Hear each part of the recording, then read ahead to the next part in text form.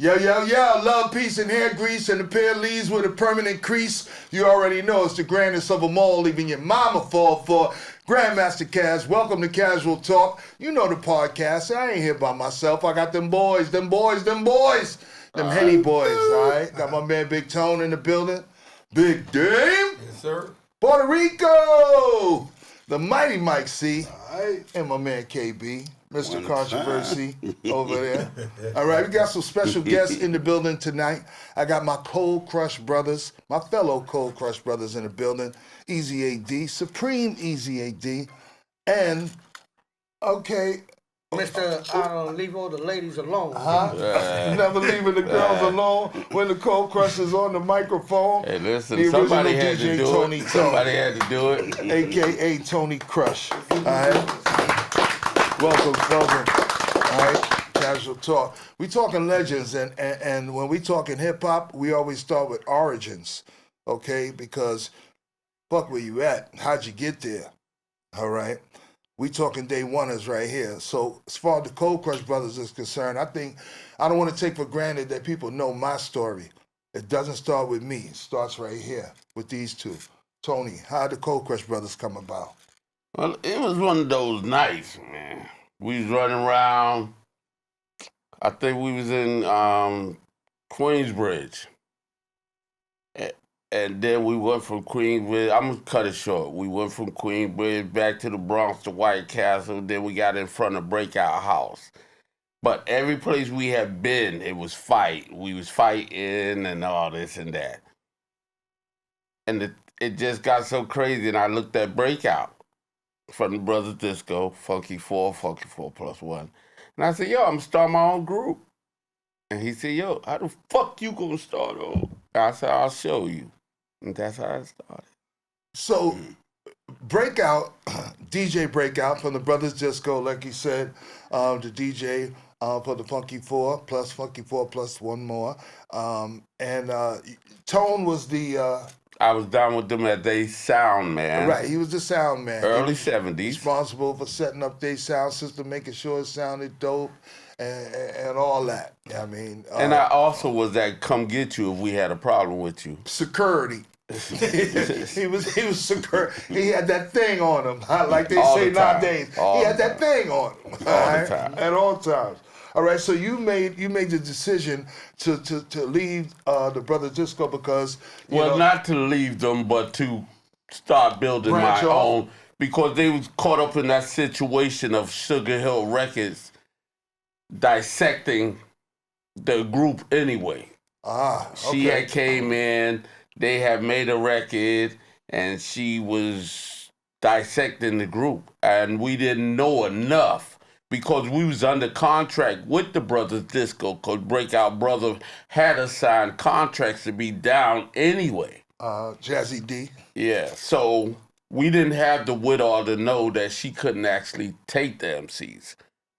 But she took the MCs, and that's why they became the Funky 4 plus one more, because the Brothers Disco actually owned the name Funky 4 and Funky 4 plus 1.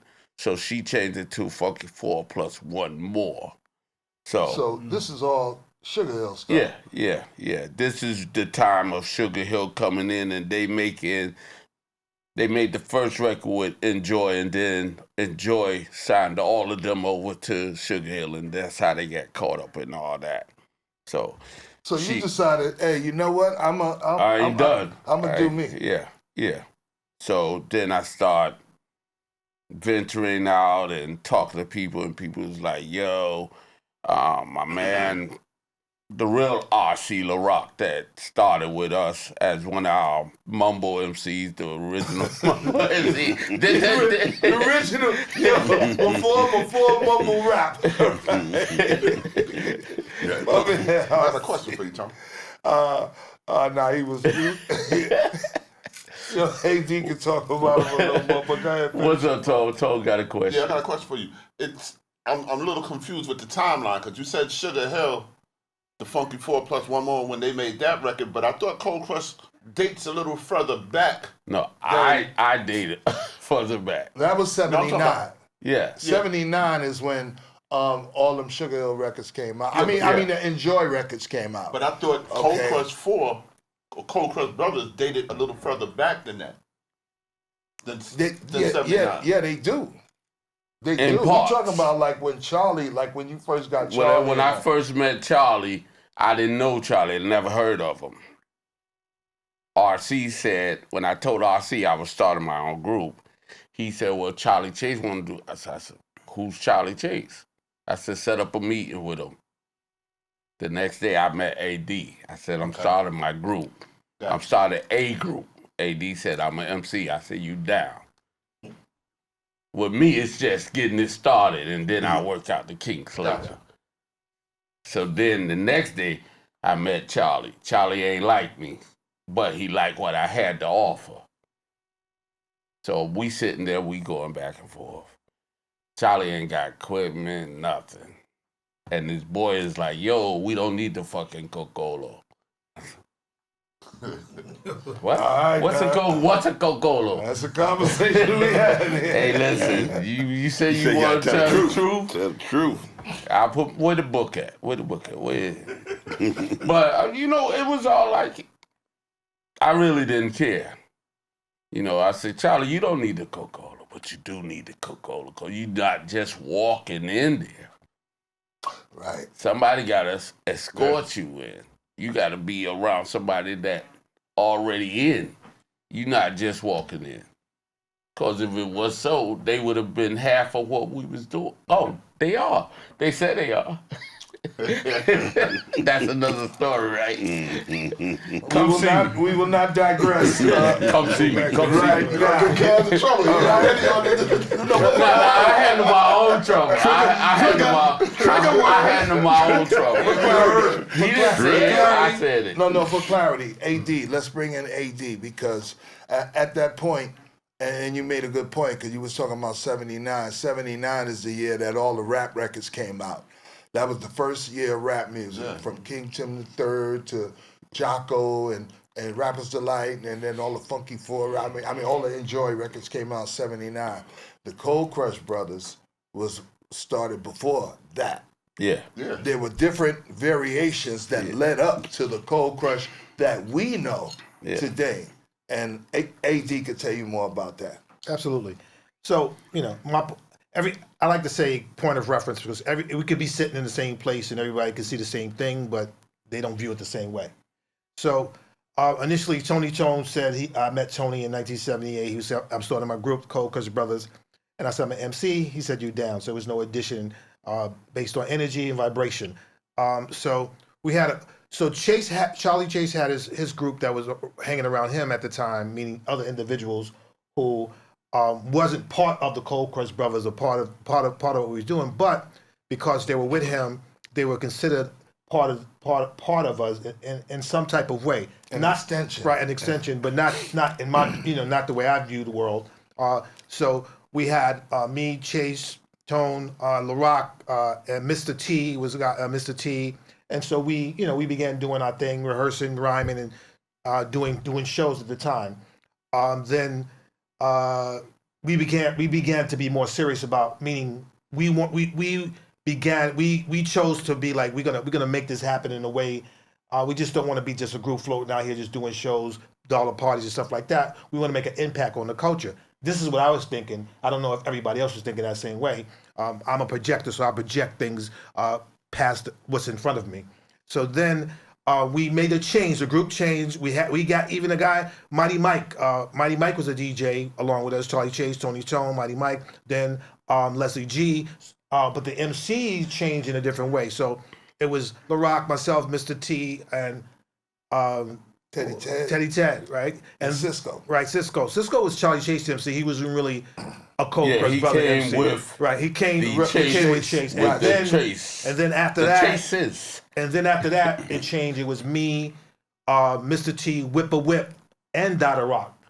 Right? That was Salt another and Pepper MCs. That was another group, another of the Cold Crush. Then at the time, we really said we would just want to get serious about it, meaning we want to go to another level. Around what year was the Whip and Dot era? I think it was 80. Okay. Yeah, I can tell you, 80. I have a very good recollection. Of course, you know I don't drink this stuff here, things like that. Yeah. So and then Whipper Dada Rock had decided that they wanted to go to they felt a more established group, and move on. And like so, Whipper and them came from the Mighty Force. They came from Kaz's group on that side, and they came into. So they left. They went to the Fantastic Five. So we were sitting.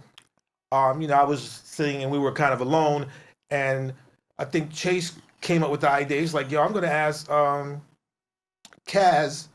Well, I'm gonna ask Casanova Fly, to be an MC because he was already known as a DJ MC, and plus his partner JDL, they were doing their thing around the city and doing their thing. So they already had their brand, and so he initially had that idea. So one of the things that I would say is Chase wanted Kaz to be part of the group, and I was, of course, I mean, why not? And also Tone, but he didn't want JDL to be part of the group, and that really kind of to me it was kind of disturbing because he did that same thing to Whip. He wanted Dada Rock, but he didn't want Whip. And the reason why he chose not that he had that in his head is because I think because of the like drinking and marijuana and stuff like that. So he didn't want to bring that element which was already in our circle already in the group. But I think Kaz was like, if L's not here, then I'm not here. And then when we found KG. In 1979, there was a rappers convention at the PAL, and at that particular time, that's when Blondie had came with Fat Five Freddy, and they saw Flash do their thing. So that's where they got their Flash is Fast. But at that convention, everybody was there who was, I guess, you would consider part of the culture. And then we saw this guy named. We had rehearsal. We had a tryout. So Kaz and L was down, right? After that, after the convention, Chase had convinced you to be Well, part me of and the group. Chase was arguing about L. I said, no, we need the grit. Well, We need the grit. well, my thing is like the way I see the culture is like everybody can't be the same. You must have entities that match up not only from a lyrical style, a voice style, like a flow style. And it was incredible. So we found you can take this part how we got Almighty KG with the group. Charlie Chase used to play in a few areas of the Bronx, and when you heard a block party going on in the city, when you heard music playing somewhere loud, you just gravitated towards it. You know what I mean? And then the party, hip hop block party culture started. You started to seek out these parties. And then, when you see a lot of people walking down the block in one direction, you already know, yo, where they jamming at? Yo, they at 118, so-and-so at 118. You would follow them, and then whoever was playing, when you got there, you got down with it. So I caught up to Charlie at a couple of these little block parties. And like Easy alluded to, Chase had his own crew when Tone met him. He was DJing with some Spanish guys, Puerto Rican group. They were musicians and DJs, and they played disco and salsa music. Charlie was the only one out of them that played hip hop music. So every maybe for 20 minutes out of their set, when they would play outside, they would let Chase get on and play his little black music or whatever, you know what I mean, and then go back to the the regular set. Now a lot of times I would catch Chase during these little 20-minute interludes or a half hour, and I would get on the mic with him. So we developed a relationship like that. So by the time the Cold Crush thing came around, he was like, yo, I'll get Cat. I can get Casanova to get down. He didn't want L because L was wild to him. L smoked dust. He was like one of them, but that's the same thing everybody appreciates him for nowadays. You know what I'm saying? But at the time, Chase thought he might be a detriment to the group. But I was like, if he don't get down, I don't get down. All right? And then when they decided, yes, they worked it out, I got down, it was like, okay, now we having auditions for a fourth person. All right. Now we got 2 candidates. There's a guy named Dynamite T. All right. Little, like he about that big to this day. All right. And he looked like Chris Rock, like From the movie. From the movie, right? And KG, So Chase said, "Listen, Kaz, I want you to come over and check these dudes out, and let me know which one you think I should put down with the group." So I listened to both of them, and I was like, I didn't think neither one of them was that much, I definitely didn't want Dynamite T, but I was like, yo, him, he got a voice. He could voice. We could work with that. Yeah. He got a strong voice, exactly. You know what I mean? And then KG, and that's the Cold Crush 4 that the world knows. Yeah, so Kaz, the 2 other guys was Tom and Jerry. Tom and Jerry, was the guys that Chase used to play with. Right. That's the name of the crew. And Master Ace. Okay. Yeah, we got together and we just started rehearsing. We kind of vibe. The thing with the Cold Crush is if you put certain, it's just like planets and energies. When you put certain energies together and they match, it becomes very powerful. So everybody match. We have Tone, who is like the general. Tone is the person who he's like the GM. He gets the players together, bring everybody together. He brought everybody together. Then we had, everybody had their own footprint in hip hop. I came from the Assalam Brothers, and out of my group, Donald D, who's with the Rhyme Syndicate, he went out to LA and all that. So he was my first initial MC partner. So all of us have the roots in the culture. Like when Kaz indicate, we're the roots of hip hop, we are the roots of hip hop, and we're fairly young. If you look at the spectrum of age, so someone who's considered like DMC and I am the same age, exactly the same age. So it's kind of interesting how I, was in the forefront because I met Tony when I was young, and I was like, yo, I remember Tony. But not smack. Well, he actually, so I met Tony. So the interesting thing about I went to junior high school in 36. So junior high school in 36 was near the Black Door, and Ray Chandler, who was like a Flash News manager. His nephews went to my school, so I used to see Ray Chandler every day because his nephew was really bad. And Rodney C. and Jazzy Jeff went to junior high school in 136. So why I'm saying that is because I had an opportunity as a young person to go into the Black Door and go places where a lot of people were afraid to go through because if you didn't live on that part of town or you didn't go to Mitchell Gym, so a lot of artists, a lot of pioneers only were at their own shows. And I was able to go. AJ, when AJ was a prominent figure, which a lot of people don't talk about in the culture. Yes. And so he was out there in Mitchell Gym and Patterson Project. The thing about the culture and the Cold Crush Brothers, if you look at each individual one of us, we are a specialist in something. Like when you put it all together, it just makes it a perfect mix. Yeah. When I first saw the Cold Crush, I realized that this was some incredible, one of the most incredible groups I've ever seen in my life. All right, it was in the Harlem World. I seen the Harlem World, and y'all was setting up the microphones. It didn't rhyme or anything yet. Y'all just set up the microphones. And some girls was like, well, who y'all supposed to be? And KG said, the cold crushing motherfucking tough ass 4 MCs.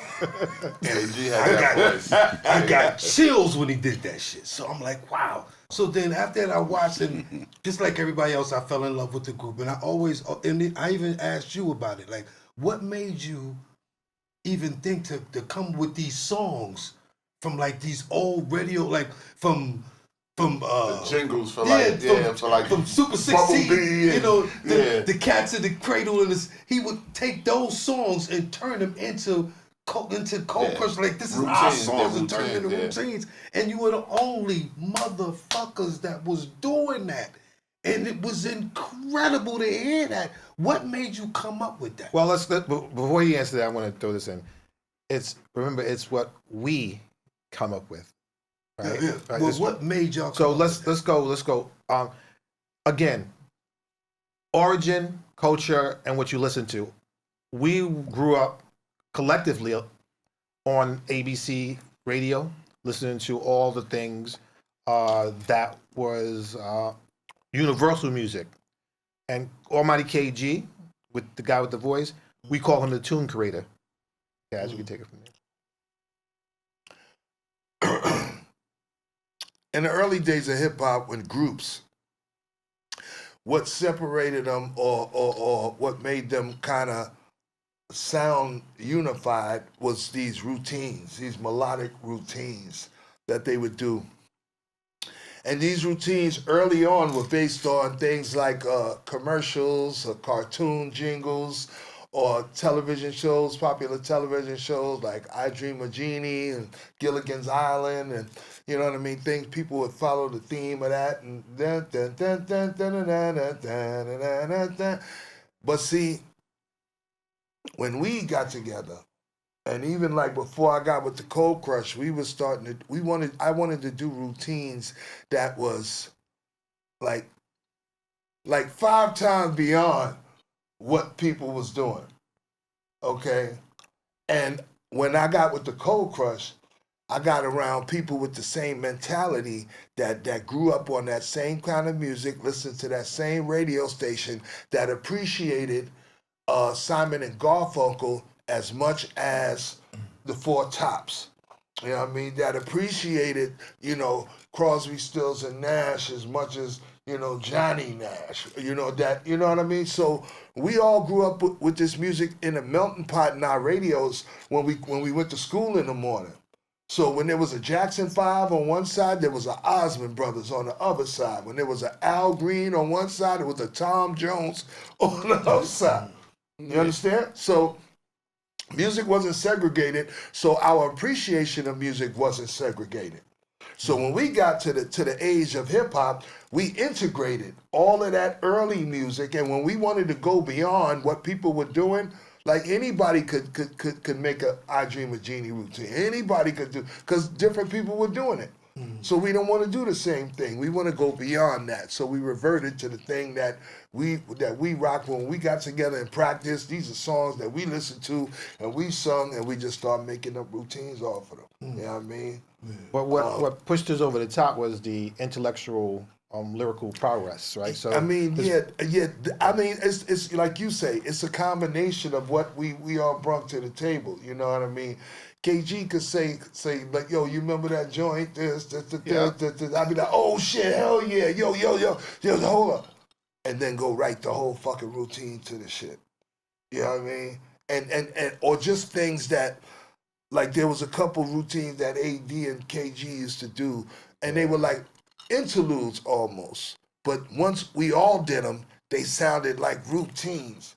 You understand what I'm saying? Once we learned each other's rhymes and patterns, and when each other would stop and know how to come in, you know what I mean, and then back out, and then that's all what made the Cold Crush sound. it's So like green mean go and red mean stop. exactly.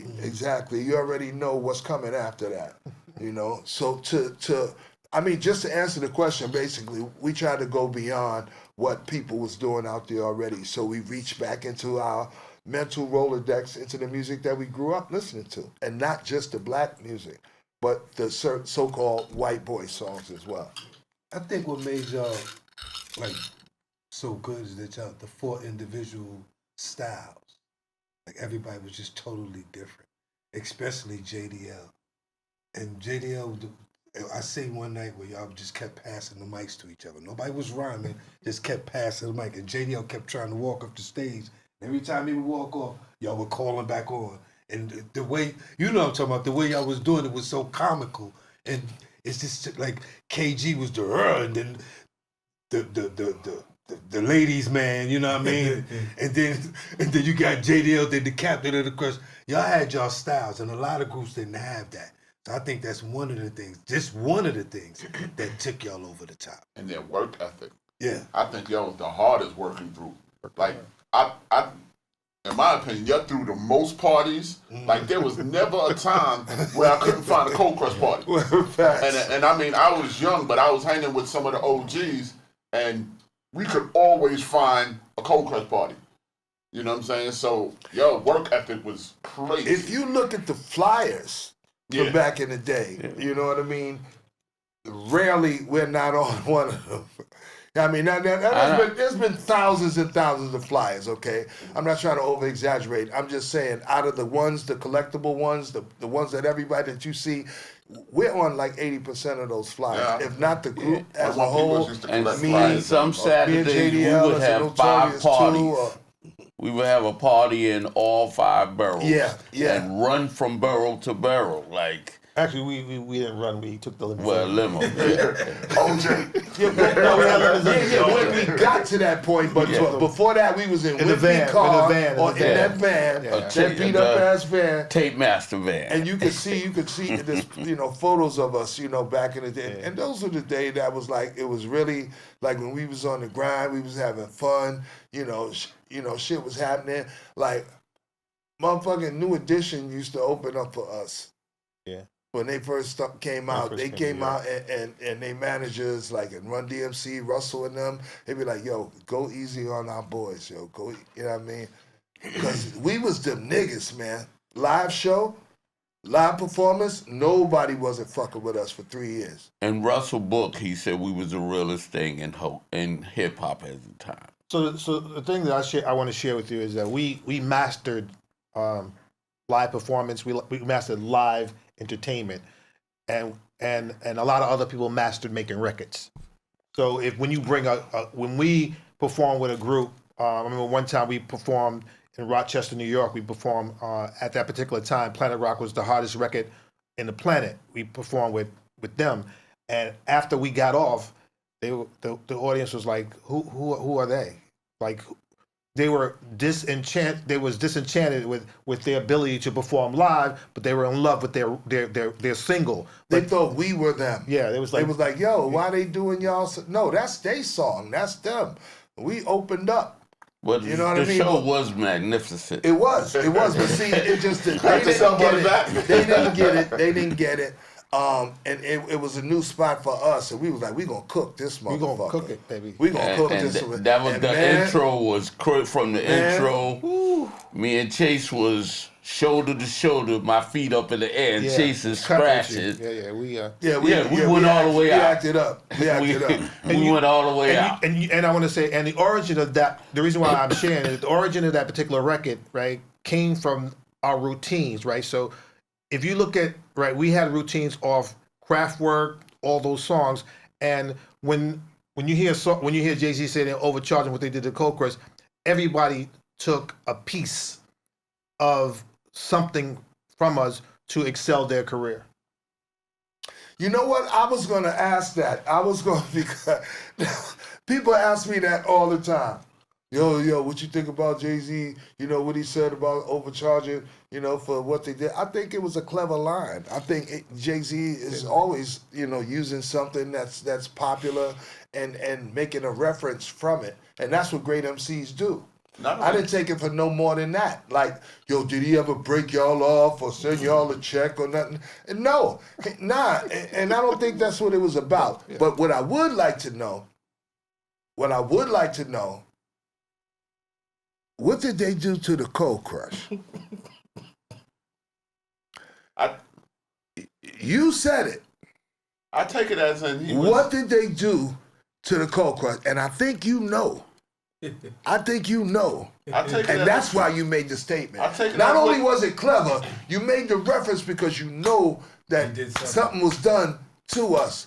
All right? No, but I think it's to piggyback off of what A said. Everybody took something from y'all. Like, the culture wouldn't have progressed without certain people and groups. And y'all was one of them pioneers that it's just like, if we think about the great MCs, they all took something from rather you, Mo, or Mel. And to go even, so there was mad groups that came after y'all. There was mad groups that came with y'all. But they still took from y'all. Y'all was, between the Furious and y'all was kind of the blueprint on what to do. So I think Jay's verse of saying that is, we all know that this culture evolved from what y'all did. as Ace said, niggas took from y'all. Tone, so they No, he kind of explained. He said, you know, I'm overcharging for what they did to the Cold Crush. Pay us like you owe us for all the years that you hold us. Yeah.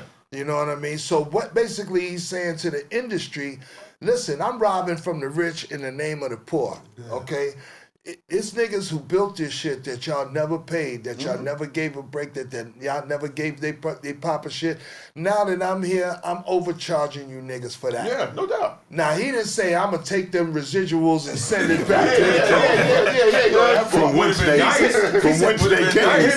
I never said that. I never said that. Would have been nice though. No, it would have been cool, but that's what I took it as. Well, like the Cash first time when I met Russell walked up on me and he looked at me. He said, explain to me what it is that y'all do.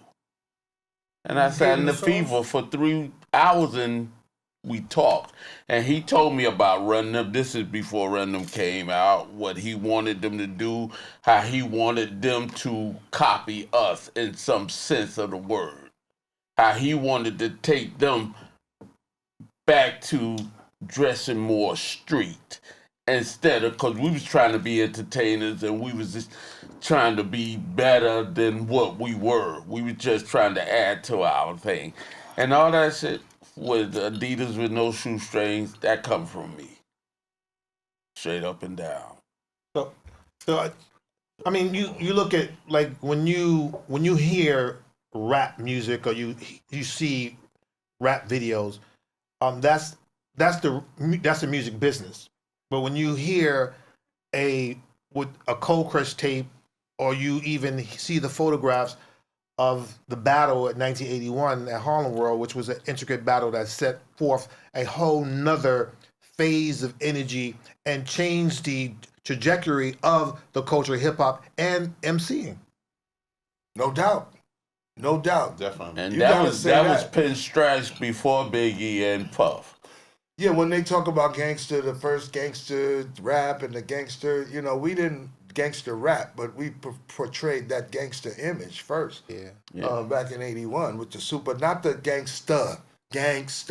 All right, pinstripe suits, the brims, the Tommy guns, okay, like that, and it was theatrical. Not like we gonna kill the Fantastic Five, fuck them, and all that. Nah, it was theatrics, and I think that's sorely missing in the culture. The reason why I brought the guys in, and at some point, hopefully, we can get the whole contingency of the Cold Crush brothers in here together at one point. I wanted to talk about the festival that's coming up, the Bronx Festival that Tone is doing and A is hosting. There's been a bunch of festivals going on all over the country, and a lot of them have to do with hip hop. I salute them because hip hop is growing beyond the normal boundaries and the shoebox that they try to keep us in, and now we are in every possible field of entertainment, be it sports, be it and no matter what sport. I just heard somebody just bought into another, like a soccer team in Europe. We just reported on. So hip hop is blowing up everywhere. You know what I mean? And that's a great thing for the culture. But I want to talk about this festival. All right, the Rock the Bells Festival happened a little while ago, but this is close to home. This is the Bronx Hip Hop Festival. Okay, so I know you're gonna host. Tone, tell us a little bit about how this came about. Well, it came about. I was talking to Ruben Diaz Jr. Former borough president of the Yeah, Bronx. yeah. For a while, I've been trying to say, where's the Bronx Festival? Why don't y'all add hip-hop to not change the Bronx, but add it, the home of hip-hop? And pay me no mind, pay me no mind, pay me no mind. So about 5 years ago, I decided to just do it myself on my own pocket and all that. We jumped it off. We had it up on the concourse. It was good. It was good. It was good. And then they just took the place we was using on the concourse off the website, so I couldn't rent it. So this year we doing down in St. Mary's. giving shout outs to AJ and Love Buck Starsky, because that was their home down by Morehouses, Rest in peace. So we're going to take it down there. And the Bronx Festival is personal to me. Because like Cass said, they all, at so many places, got festivals, got hip-hop festivals, and why not the Bronx? Agreed. So why? I'm gonna. Can I jump in there? No, quick question. Keep your thought. Why? Sure. Why isn't this integrated into the Bronx Week celebration that happens along the Grand Concourse? Okay, the same place down the street where the event was being held in the first place. Okay, it culminates with a big parade down the concourse up on Kingsbridge and a concert up there. The Bronx Walk of Fame nominees are announced and the signs erected and all that. That would be the perfect place, a perfect time to have the Bronx Festival. Well, this is why I'm trying to uplift it to the point of them seeing what it actually is and seeing how community friendly it is. We got fashion, we got DJs, we got all the elements involved. And I'm trying to get it to a level where they say, okay, we want to bring that in and make it legitimate to the Bronx. I mean, and you the man. Well, you know what I'm saying? I was throwing it on you got the community ties. He's the real man of the So what I Bronx. was gonna say. Yeah, okay, go ahead. So basically, you had asked a question about the Bronx Festival, hip hop festival. So I came in, I began hosting, but I have a couple of ideas. So the concept was to create the festival. You have to have a beginning. You have to show. It has to be, people have to be interested in something. So we started at the beginning. We did it a couple of times. So this year, when Tony was like, "You hosting again?" I said, "Absolutely." And I said, "Well, Tony, can I do the Easy AD thing?" He's like, "Go ahead." So what I did is I said, we have to elevate it, meaning we have to make it not seem like just something ordinary, that it has to be extraordinary. So you have to bring in the elements, you have to bring in people that people recognize, and also you have to make it a community event. So it will eventually be part of the Bronx thing. I think it's like a 5-year tier, right? So it's all levels, right? Visibility, the first thing, the right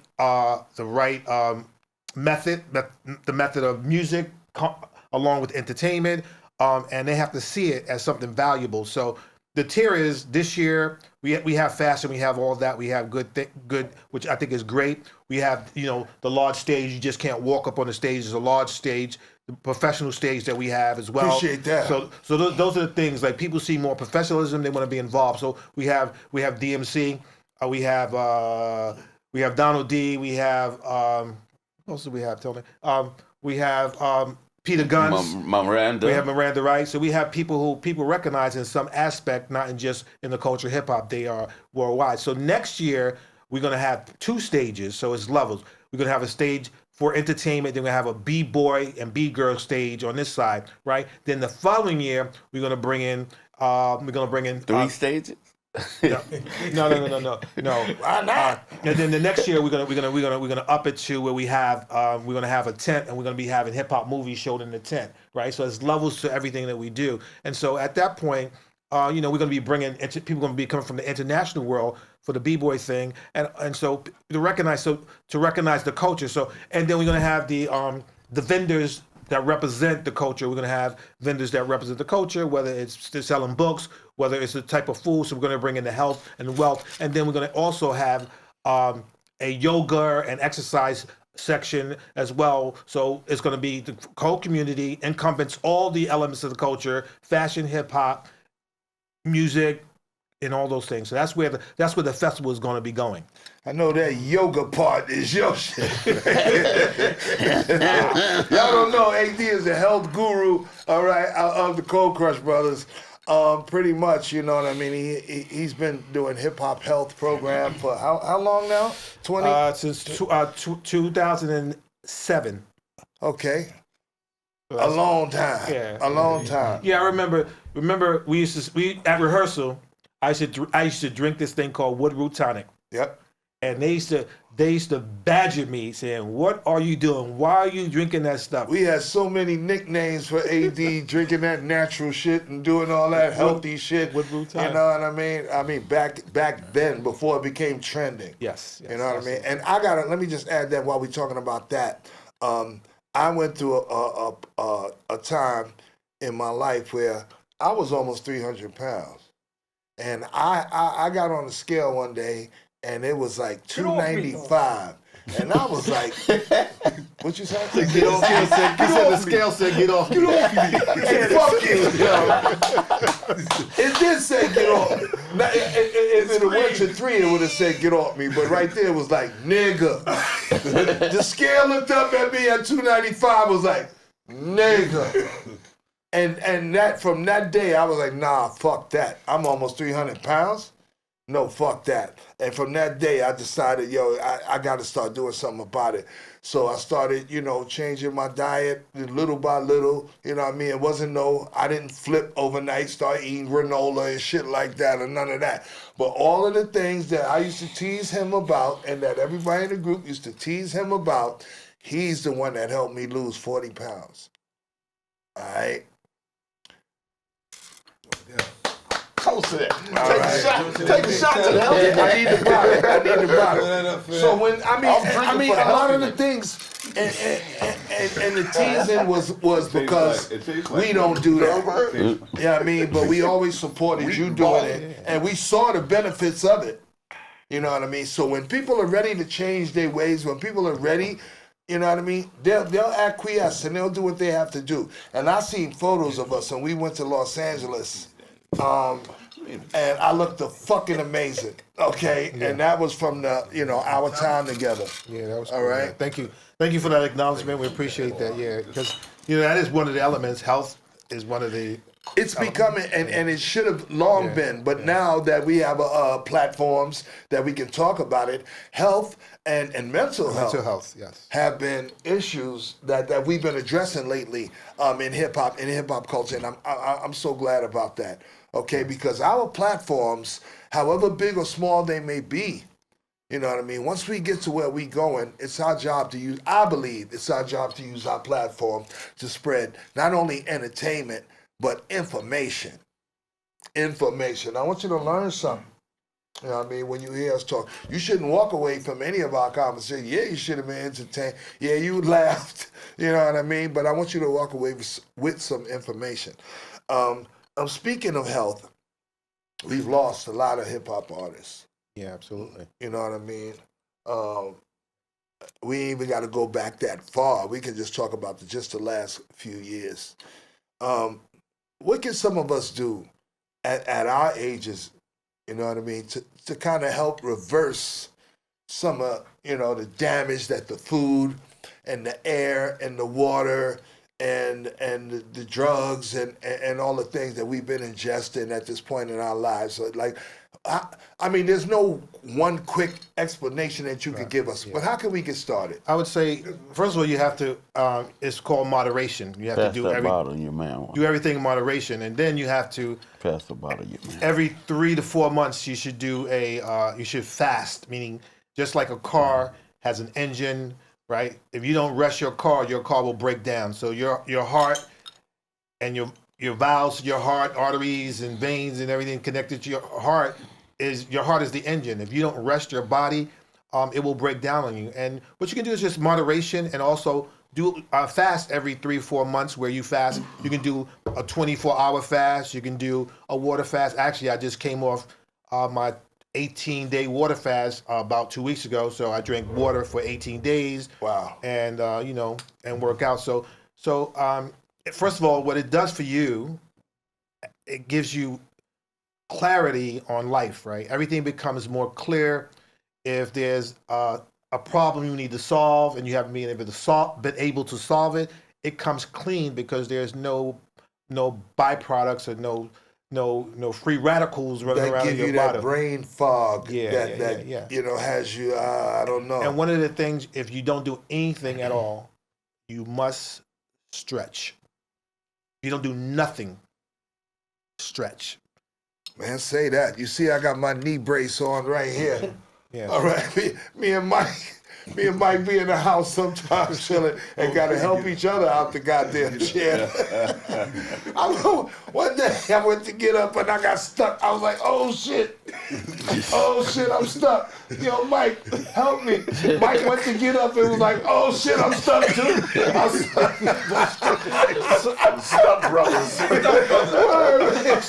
So honestly, stretching is really the key. It will alleviate a lot of pain, and I'm not just talking about touching your toes in the morning. I'm talking about if you look at a cat, if you have a cat at home, when the cat wakes up, what does the cat do? Stretch. Yeah. And I mean, they be like, get a good one on too. They stretch out, and also try to incorporate people who keep your cortisone levels down in your life. So if they elevate your cortisone levels, you need to get rid of them.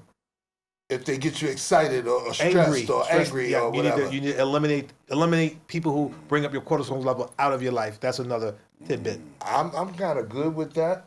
Yeah, me too. I get annoyed, but never angry to the point where you gonna fuck up my day. Yeah. I never give nobody that kind of energy. Right. I try not to. I don't be around people. If you're gonna make me angry like that, I'm not gonna be around you anyway. Not at all. Exactly. That's my first motherfucking exit away from your ass. So as soon as you give me some kind of stress or start talking some bullshit or start gossiping about somebody else, I'm out. I can't fuck with you. It's not just people. So it's people, but it's also like it could be you have to pay a bill. Right, that's gonna raise your. You may not have enough economics. You might have to pay a bill. You might have children or whatever you want. It's levels to it, but I mean, at the end of the day, it's how you process those things, because all of those things are part of life. And like you said before, all of us are sitting in here together. You know what I mean? And the same thing can happen to all of us, but we'll all react to them differently, depending on how we process information. And that's just what that is. All right. Yeah. So you know what we were talking about. Sorry to cut you off, A, but I wanted to get to this now that you're here. And I'm talking about us, our Henny boys, and I'm talking about KB specifically, Tone and Dame. Okay, I put Puerto Rico in this too. Okay, we have a feed on a text feed that we all in. So when somebody texts something, we all get it. All right. Now, So safe. we started this. So safe. We started this when we were doing the football pool. When we was all betting on football, not money, but we were, bet on who will win. Get together on Sunday, watch the games. Whoever lose, take a shot. You know what I mean, or whatever shots or whatever. But since then, the season went down. So our only way of connecting is on this feed. So this guy. Okay, and I think it's these two are the two main proponents of this argument, this basketball argument going back and forth. Are you about to say the key word? I'm about to say it. I'm about to say it. Take a shot then. I'm about to say it. I'm about to take my shot. You see, I loaded up. Take it before you say it. All right, let me take it before I say it. I'm gonna take it with you. Oh shit! As you should. Yes, he should. But I'm gonna take one with y'all too. Can't let my brothers go down. Can I get some ginger ale? The GOAT conversation as far as basketball is concerned. This is something that will never be resolved because it's a matter of what you think, what you like, your preferences. Now there are some stats that we can go to, and this is what these guys are great for. This is why this can never be resolved. Somebody's always going to find something on to support their argument. Now I got a third person. I got my man Easy AD, all right, who's a basketball. I'm gonna call you a scholar, okay, because not only do you know the game, you know facts about the game, you know the game itself. You played the game, okay, on a level that you can say I play ball. I mean, I play basketball. You play ball. All right. So I'm gonna let you start because you are the proponent of this thing. We talking the GOAT argument. This is the GOAT argument. The GOAT. LeBron James, Michael Jordan. I Okay. think you should throw Kobe Bryant in there for those who would want to make that choice. That wouldn't be a choice. Well, I you would make, but people you make are it. you are the My LeBron argument is he's number two. proponent. LeBron's three. That's my argument. That Kobe is 2 and LeBron Okay, is well 3. let them. I want him to start. I want to hear. Am I wrong? Basically. He won a personal match. He I won a want to hear personal match his between AD take. and There you go. And KB. First of all, before I do that, you consider LeBron the GOAT, right? That's what he's setting it up for. I do consider LeBron. Okay, the best who do you basketball consider the player. As GOAT? long as you Between consider. LeBron and Mike. As long as you consider. Honestly, I don't consider neither one of them to go. Okay, all right, cool. Okay. All right, now go ahead, Kay. I think what it is to play the game of basketball is all encompassing. It's not one thing. Unfortunately, the way basketball has transitioned wasn't always like that, but it has transitioned to this thing where the thing that people consider playing basketball, what makes you great, is the ability to do one thing, and that's score, right? The ability to score, how aggressive you go at doing this one thing called scoring. Then people want to then attribute that to being a basketball player, but it's not. That's all. Right. That's all LeBron. Let him finish. That's all that LeBron does. So that's what a very, very small-minded individual is going to say. All LeBron, all LeBron does. All LeBron does. That's all he does. That's all he does is score. Where all you have to do is look at any game that he plays, right? Like, especially he plays no defense as a 40-year-old. But did he play defense as a 25-year-old playing against Derrick Rose, who was at that time the MVP of the league, right? When Kobe Bryant tried to play against, which again, Kobe Bryant is a tremendous defender, 10 times on a defensive team. When he tried to play against Allen Iverson, which is no slight to him, right? But Allen Iverson is it's a small 6'1" guy. So Kobe shouldn't be trying to play him, but he's going to do better than Derek Fisher. So you put him on there. But how did it look? It didn't look like when a 6'8", 6'9" LeBron James was standing in front of Derrick Rose, the beast of the league at that time. Right? It doesn't look the same. So that's about defense. But So a summation, basically. my summation is you can't lead as many statistical categories as LeBron James can. You can't be the only one in an NBA Finals who leads both teams in every statistical category that we count. And not be considered the GOAT. And not come on, dog. And lost that game. Okay, all right. Lost that series. Hold on. Okay, so again, just for clarification, series isn't longevity, dog. It's 5 to 7 games, however long You it just goes. said the playoffs, and he lost that series. He did everything great, but everybody, and still lost the series. Because when you lose, that means you're not great, right? So Michael Jordan wasn't great when he was getting swept by Detroit. When Larry Bird said that he's God in sneakers, right? And he's getting 63 in the game and he got swept, he wasn't great then, right? No, because when Michael Jordan loses, it's because his team just ain't good enough. The only one who loses, and then it's because he's just a loser, is LeBron James. Because he got his own It is mouth. LeBron. You know why? I'll No. give Hold it up. on. You know why? You know what's the whole argument? No, you know what's the whole argument with and LeBron? everything He else. called himself the GOAT. Okay. It wasn't Self-proclaimed. like somebody like No, he put himself as the GOAT for what? And you did what? If anything, Curry in his era got more rings than you on you. Let's be real. How many rings Curry got? 4? On who? Like 3 of them on LeBron? I'm just saying. So that means if we put together, I'm a better player than you because I beat you more. Okay. And a team, I'm a better all around if we're going to go to that. But I'm saying, but that's the way don't try to backstep, dog. You said the but dumb this shit. is what KB said. On the dumb shit. But that's what He's LeBron. better than him But because that's what LeBron said. because Golden State Because won. of that rule, that's why LeBron says he's the GOAT. Okay. So if you want to say he's the GOAT for that, then put Curry as the GOAT. Because Golden He's bust State- your ass 3 times. Did he? I want to I'm gonna jump in here. Tone. Hold on. Yes, Give sir. me a minute. Give me a sec, and then I want to hear from AD. I gotta take a shot for starting this Set bullshit. this shit up. Yeah, take a shot. Setting that shit up, yeah, you need a shot. So I'm gonna take a shot with him because I can't have him shot at all. Okay, AD. So when people debate about the GOAT,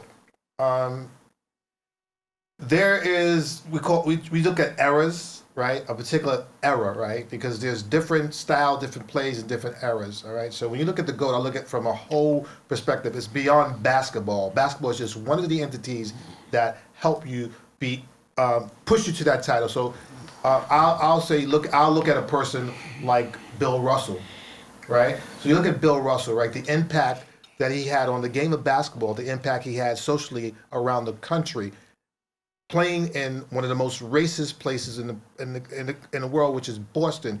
He also won 12 championships as a player and one as a player coach. So and he changed the whole landscape of basketball in the way it's viewed around the entire world. And he also made a social impact. So if you want to look at, and then if you want to divide that and look at championships, there's no one other than maybe Robert Ory, who has close to the amount of championships. Can I ask you a question real quick? Yeah, sure. Do you qualify championships as a valid? No, Hold on, let me get the question first, brother. Is it a valid argument for your greatness? How great of a basketball player you are is substantiated by the category called championships? It might be one it. It might be one It might be one. If you're doing a spectrum across, you can't just say someone's to go by one thing. It has to be a collection of things. Okay. So that'll be one of the things that will be added as, okay, this will put you in a category as being a GOAT. Then you say, right, well, what was your social impact on, right? Then you might add that. Then you say, what was your social impact globally? So and then, give me three. You said Bill Russell. Right. Okay. And also I would say Kareem Abdul-Jabbar. Yeah. All right, and then it's a toss up between the gentlemen that they're discussing today. So number three would be a toss up between Mike and not if you're saying LeBron. social activism. You can't put Michael Jordan in there for social. You definitely can't put Mike in there. I want to say this. I want to share this with you. There is people, right? Everything is not in front of you. Right, you don't, and when I say people don't know, people are not aware of things that they're not aware of, right? Okay. Unless you have the inner side, so you may not know what a person has done unless you really investigate what they have done. He has been portrayed as a person who wasn't involved doing things in the community, and if you look at his resume and you go into his history, he's been doing that, right? And on levels where a lot of people wouldn't even know, building this, doing this, adding this, helping a lot of people. He just wasn't. What would you think was important? What would you think it was important if you're the most notable figure on the planet? I would say. Do you think anonymous giving is good enough? I would say it depends on who you are as a person. Yeah. Right? Because it's like people. Because I look at it from this perspective. That's sort of two-sided argument. You can't say that being an activist like Bill Russell, right, of which I have no argument. I have a big argument with him as a player, being considered the greatest of all time. Right. But I can't have any argument when you say to yourself, somebody being in the front line, standing up for our people, in front of people who could say, "I'll take your livelihood away from you." You have to have people. You have to have activists who are active in the front, and you have to have activists who are in the back. Everybody can't be in the same space at the same time. You have to have a balance. It's just like anything else. There have to be a balance to a movement, right?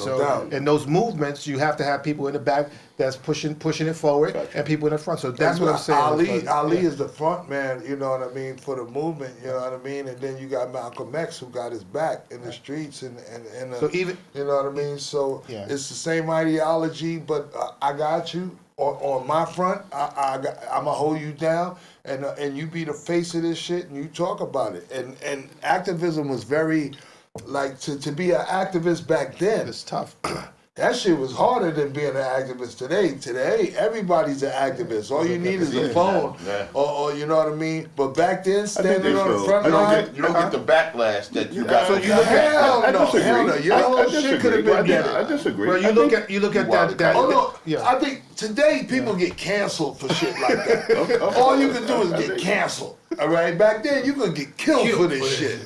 Okay, it would take you out. Back the wrong shit. Like, you know what I'm saying? Like, it's petty now. So you look at the impact of Kareem Abdul-Jabbar, right? At that particular time, right? Another person who changed his name.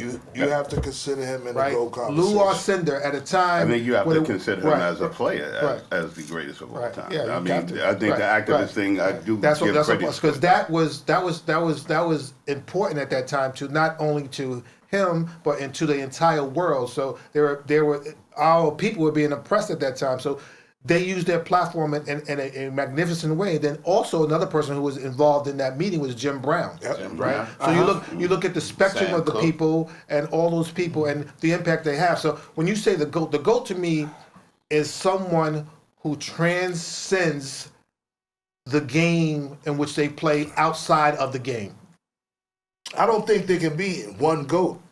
I don't think that there is no one person that's greater than everybody at one thing, in anything. I think Michael Jackson, as big as he was and as prominent and as great as an entertainer, there's some very valid arguments about him not being the greatest performer of all time. Definitely. Okay, there's other people that you can put up into that pantheon as well. And I don't care what genre you go to, whether it be music, entertainment, sports, whatever. There's always a measuring stick that's, it's kind of like, there is no definitive GOAT. Yeah. All right, unless you divide it, unless you look at it by one perspective. So if you say, all right, who's the greatest scorer of all time, and that's the GOAT, then that's definitive. Yeah. You can see who scored more points than anybody else ever. I think. Okay, and if you judge the GOAT by those parameters, then that's the GOAT. Yeah. Who got more rebounds than anybody ever? If you judge it by those parameters, he's the GOAT. If you judge it by all of those things together and get one person who amasses the most or the highest percentage out of that, is he the GOAT? Yeah. So that GOAT conversation to me is, it's like. See, if somebody could be at the top of all of those things, seems they might be the greatest, though. Might be the greatest. And to someone who, like I said, I think nobody's the greatest everything, though. That's the thing. Nobody's the greatest everything. There might be somebody that dominates most of the categories. What I would say is, if we say the greatest, right? So if we say who scored more points, right? If we say who scored more points. If we say, well, there's one of these particular people that we're going to talk about who in probably maybe the three major categories in basketball, he's pretty close to the top in all of those categories, right? That's one guy. Who?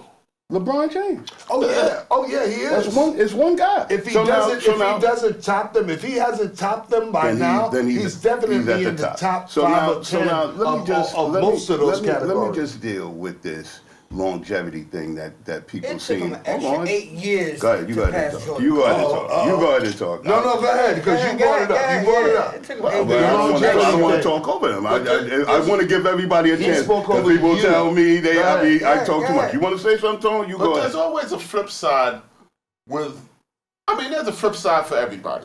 Go ahead. I just want to talk about fans, there's a flip side. For LeBron fans, for flip side. But for LeBron fans, there's always the flip side. Oh, he's the GOAT because he's excelling at this age. He's the best nigga at this age. He's doing it at this age. But then the flip side of that is, so he constructs a team. He comes to a team. He asks for players. He asks for coaches. Then the team loses because he didn't do certain shit. But then the flip side of it is, he's 50 years old. What do you expect him to do?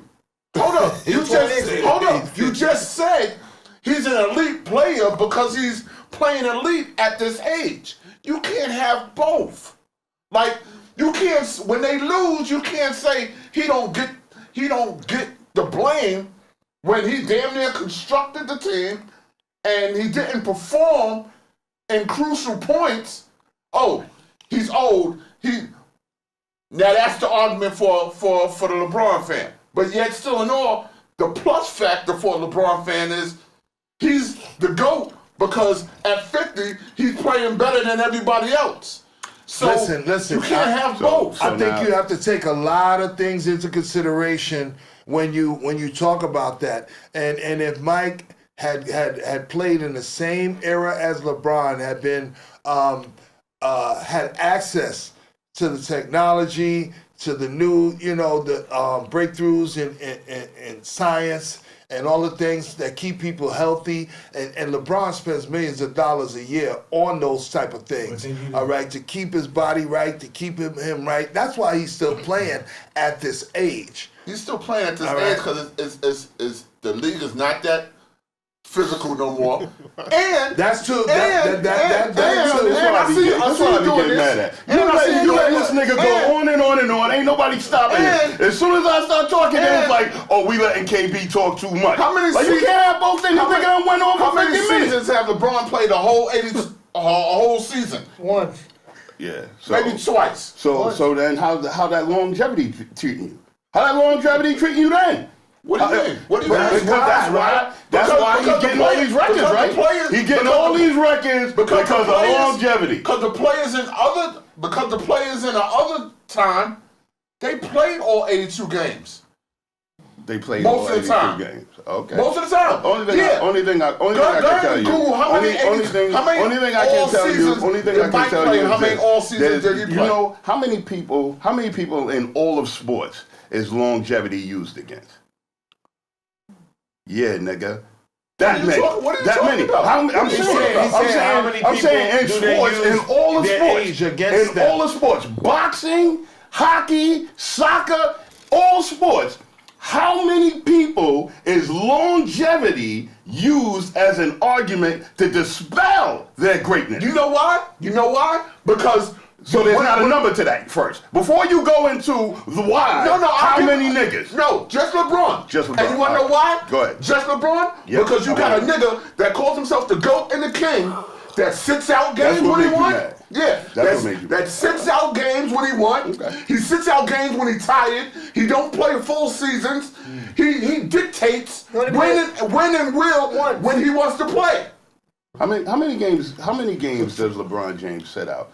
For a lot. Well, listen. So in the 82, I can't give you a number. Listen, I don't have a. But that's why you said what you said. You said what you said because you don't know the number. But I guarantee you don't know the number. But I guarantee you. Okay. But I guarantee you don't know the number. I guarantee you can Google it. I guarantee you this. Other than the year that he pulled his groin. He does it all the time. I'm not talking about just last year. I'm not talking about. Just last year, the nigga said he sprayed some shit. I'm not talking about does he sit out a game. I'm talking about how many. So what, son? He play about 70 games a year. He play about 70 games out of 182. That's how he got the fucking 50,000, nigga. Not because he's 50 years old and he played 40 goddamn seasons. And we'll be right back. And he still ain't catch up with certain people. He didn't catch up with who? Who did he catch? He didn't catch up with Michael Jordan for a lot of points. Hold on. It took him 8 years extra. He got to Michael. I said for certain. All right, because I'm gonna tell you, he got to every category.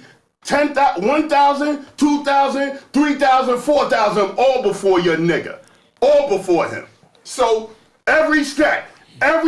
Because points, rebound stats, all of them before Kobe Bryant, before Michael Jordan. Argument for why. So certain stats is good, but when you bring up certain stats about Jordan, but it's about watching the game. I don't hate. You flip shit on everything. I don't hate Michael Jordan. That's the difference between us. Yes, you do. You told me you didn't like Michael Jordan in the beginning. For a lot of years. You said you learned to like the nigga. So I think you was waiting for a nigga then what? And then what? For a lot of years. Well, okay. Well, all I'm gonna say is this: anybody who's a real Knicks fan in here who says that they never disliked Michael Jordan, I challenge you. I challenge you and get the New York out your mouth. We'll be right get the back New after York this out your station mouth. identification. If you like Michael Jordan when he was beating the Knicks. Everybody hated Jordan. I hated Jordan. Well, then, I hated Jordan, Reggie. What I tell you is this: I respect Michael Jordan as a basketball. Listen, let's get back. The thing I will tell you is this: that he changed the moniker, right? Before Michael Jordan, when I would go play in a tournament and I would come back to the OGs, you know what they would say? Give it to me, young blood. What they wanted. They wanted to know how many points I scored, how many assists I had, how many rebounds I had, the defense I played. They wanted to know the whole line. After Michael Jordan, you know what they wanted to know? How many points I had. That was the one stat that they needed. It's just like going to a party. I got a bad bitch. Oh, word, she was bad. What she look like? She was red bone. Didn't Mike lead That the was league it. in like That was the only stat that you needed. and deep Whatever. In one season, he got the MVP award. It's not like A lot of he's those always stats, scored a lot of points. those stats, you know, again. So you think LeBron's a better defender than Michael Jordan? The who? You think? Listen. Don't stutter now. Hold on. Don't stutter now. Do I think that Michael Jordan was a better Do you think defender? LeBron is a better defender than Michael Jordan? Yeah, I do. You broke your fucking head. Yeah, because of what? Bumped it hard. Because of what? He never. He's a basket hanger. Really, I'm not gonna say never. He rarely will say, "Give me the best nigga on your team." How much did He Michael really do that. How much did Michael Jordan do that?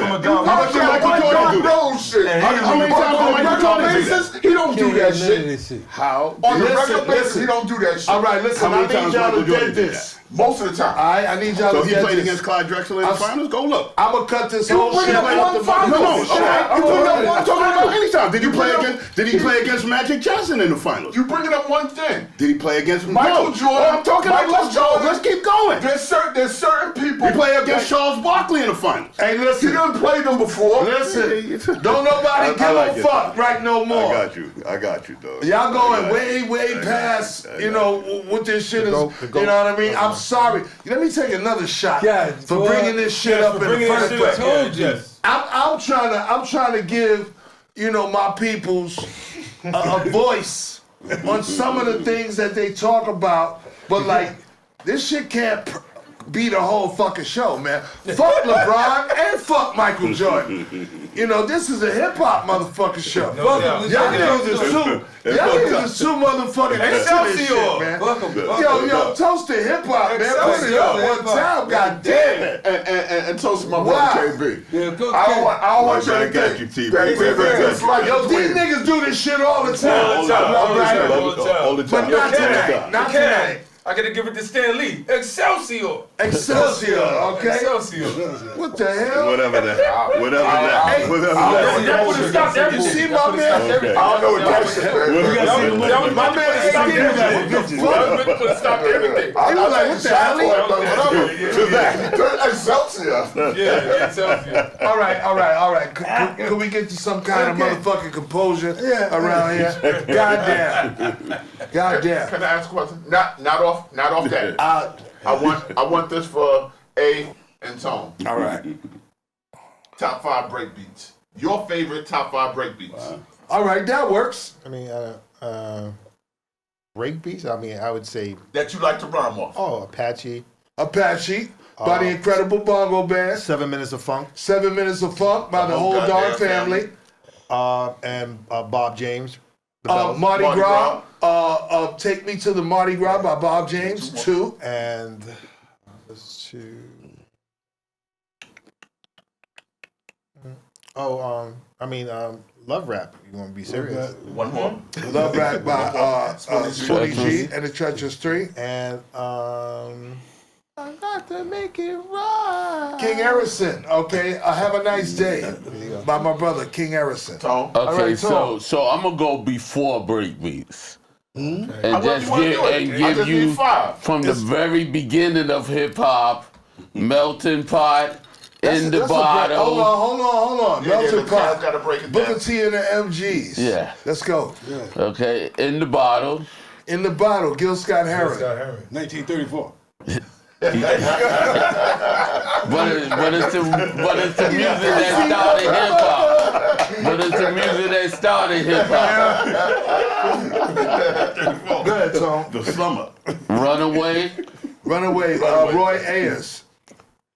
Oh no, Runaway. You talking about Coke. Coke Escobedo? Yes. Okay. And Roy Ayers, Dominoes, and all. He had like 8 of them from the Dominoes beginning. is the Blackbirds. Yeah. That's Donald Byrd. Donald Byrd, yeah. You said we talking about Roy Ayers. Oh, okay. I'm 66. I'm 66. Some of the Hennessy. That's what I'm here for. The smell, the aroma. Yeah. And gotta get a nut, new birth. Gotta get a nut, new birth. Okay. All right, Cash. And Humbalonga Dance to Jackson 5. You Cash. Who, me? Yeah, what's your top 5 that you like to break rhyme beats? off of? Oh, the rhyme off of? Yeah, your top 7 5. Minutes of Funk. The Whole Darn Family. Impeach the President. I was shocked that they didn't get you. C-Roy. Love Rap. Rossi. Okay, I used to love.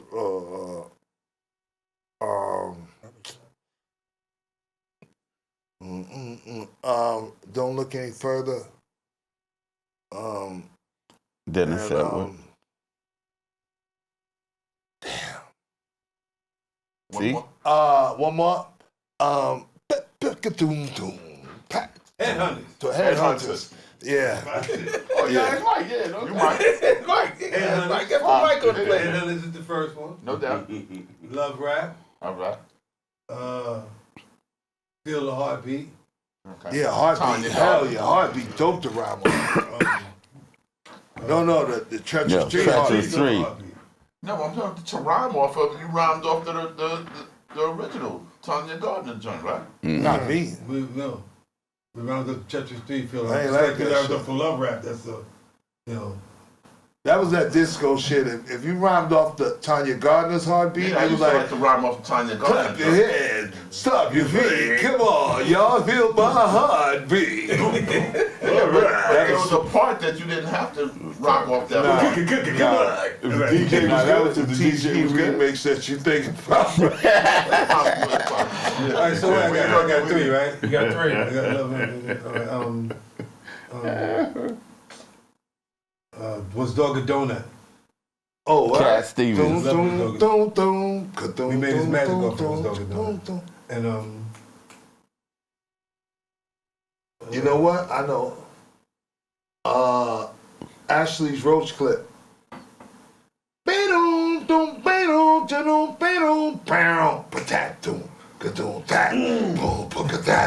Mike, sit Mike. So that's the Paid in Full. That's the Paid in Full shit. yeah, all right. So those are mine right there. All right, that shit work. AD, how about you? Your favorite joints to rhyme on? I did mine. Oh, you did yours first.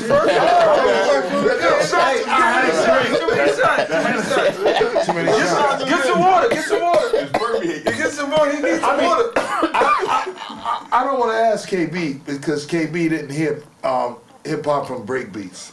He heard it from rap music. That's fair. But I tell KB, That's fair. yo, KB, give me your favorite break beat. You be like, yo, One More Chance by Biggie. Huh? Huh? So you could have at least went to a run there. You know what I'm saying? Could have at least went to a I had run. to go Brooklyn. I had to go Brooklyn for you. So I'm Walk this way, gonna son. say Brooklyn Dreams, not in no Oh, specific Brooklyn order. Dreams. Brooklyn Dreams, Okay. To Be Real, Get Up and Be Dance, real. Love Rap, Brick House. Funk is on. Oh, okay. I'm not to rhyme off. Funk is Oh, the rhyme off. yeah, to rhyme off. Rhyme off the Brick House? I used to love rhyming off of records that was a little faster that a lot of niggas couldn't rhyme off. And it had a nice bass line to him. Like boom, boom, boom, boom, boom, boom. Yeah. Rico, what song you used to read?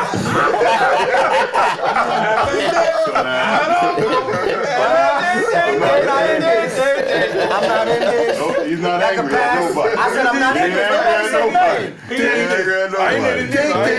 I'm not in this. All I said was I'm not in this. Well, happy man. I got $5. I give you $5. I don't know. I got got nothing to do with this.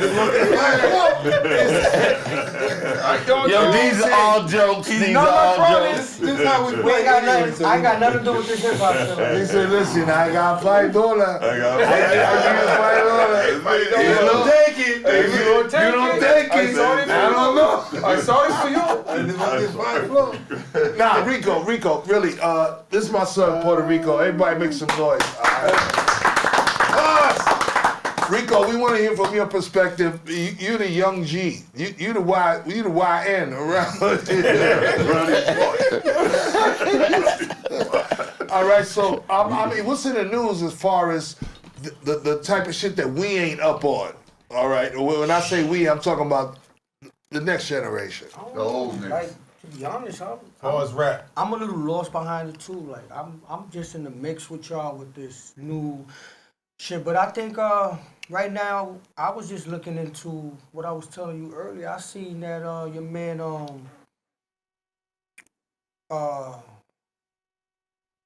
Slick Rick just dropped the album. Like people like Slick and Raekwon. Yeah. And like people that got that, you know what I'm saying, that was considered Let's talk about that. uptime, like niggas that are dropping projects that's really some Let's nice talk shit. about The it. clips are back. No doubt, the clips just dropped Like the you new understand, joint. like people dropping shit that's bigger than the culture that they not understanding. Like yo, it's bigger. Like these like OGs are coming back with real rhymes. Like some meaning back to this. This is how I feel. Like you know what I'm saying? We kind of skimmed on it. I think last week or the week before, but I think it's very relevant to talk about the old school artists who have music out now, who are still contributing to the culture and push it. Now, I didn't really want to get into the the Jim Jones thing and Nas and all that, but I heard a youngin on social media, and I appreciated his perspective. Him being a youngin, he was like, listen. I don't, Nas was this and this and that, such, but right now, Jim Jones is the most relevant, out of, this and this and that.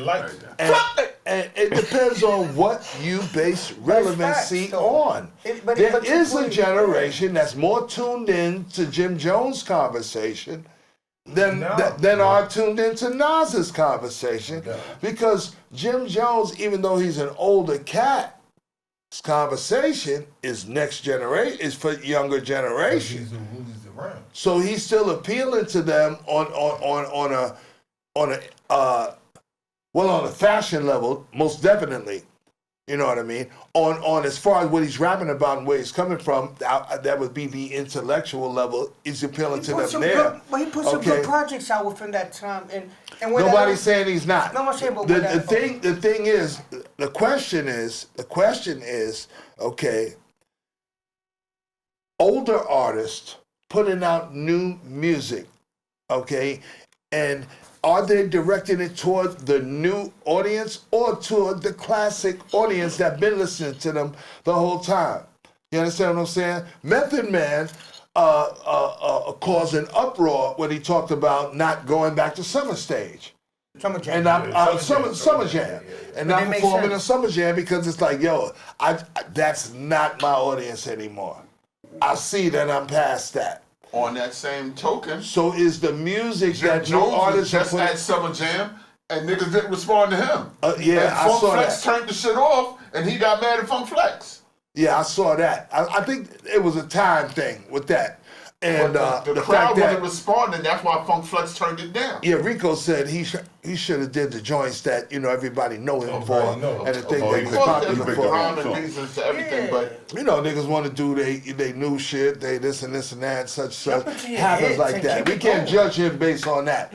The point is, Nas got out new music. The Clips got out new music. Raekwon got out new music. All these older artists. The thing is, where's the ear? Where's the ear for older artists putting out new music right now? I think it's for whoever's feeling it. You got young niggas feeling older vibe. You got like we had in one of our previous podcasts.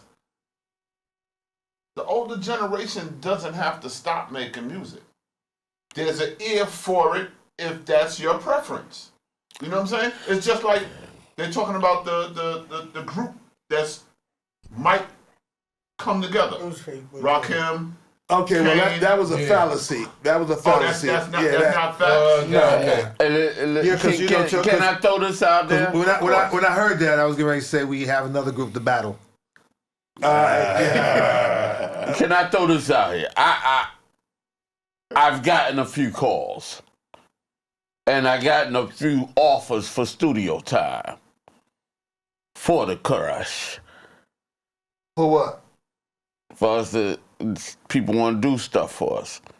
They want to give us studio time, and they want us to make something. You have to see those contracts. Yeah, well, I need a But they ain't talking contracts. Fuck that. You know, I don't want. We already understand what you These say. niggas I'm just saying I've gotten calls It's a and buzz. offers. It's a That's buzz. all. It's a Yeah, buzz. well, That's these niggas all. is- I ain't these saying I delay it and I don't bring it to y'all. I need a But money I'm saying phone. I'm getting calls. Fuck all that bullshit. All right? I'm getting calls. But here's my thing. We should have an ear for classic hip hop artists because hip hop is only 50 years old. All right? And everybody that grew up on hip hop is still here. And and trust me, the people that's our age would love to hear some shit from us. Because they not listening to what's going to the younger. And the younger There's like generation as well. 4 or 5 generations underneath us. And the younger generation as well. It's just like a person that likes Jaheim. They could like Stevie Wonder. No, you're know what I'm saying? absolutely right. It's You're a- absolutely I right. think R&B is a little different. It's- I think R&B is a little I'm different. just giving talking. a I'm just comparison. talking. Can I just ask Rico All a I'm question? talking about is just liking then to now as a spectrum. Yeah. So the same way a young nigga could like name a young nigga. Chris Brown. Young Yachty. Hey, Dougie. Little Yachty. that The motherfucker. same way a nigga could like Little Yachty, he could like a Rakim record. You know what I'm saying? I just say I don't know. Like I said, I was going to ask Rico because Rico, I would say with us is probably around younger people. I'm not around a lot of younger people. I'm around them. Right? Like, you're around younger people? Yeah. Now, when you're around younger people, do younger people primarily go to the Jay-Z listening, the Rakim listening, even the Wu-Tang listening and stuff like that?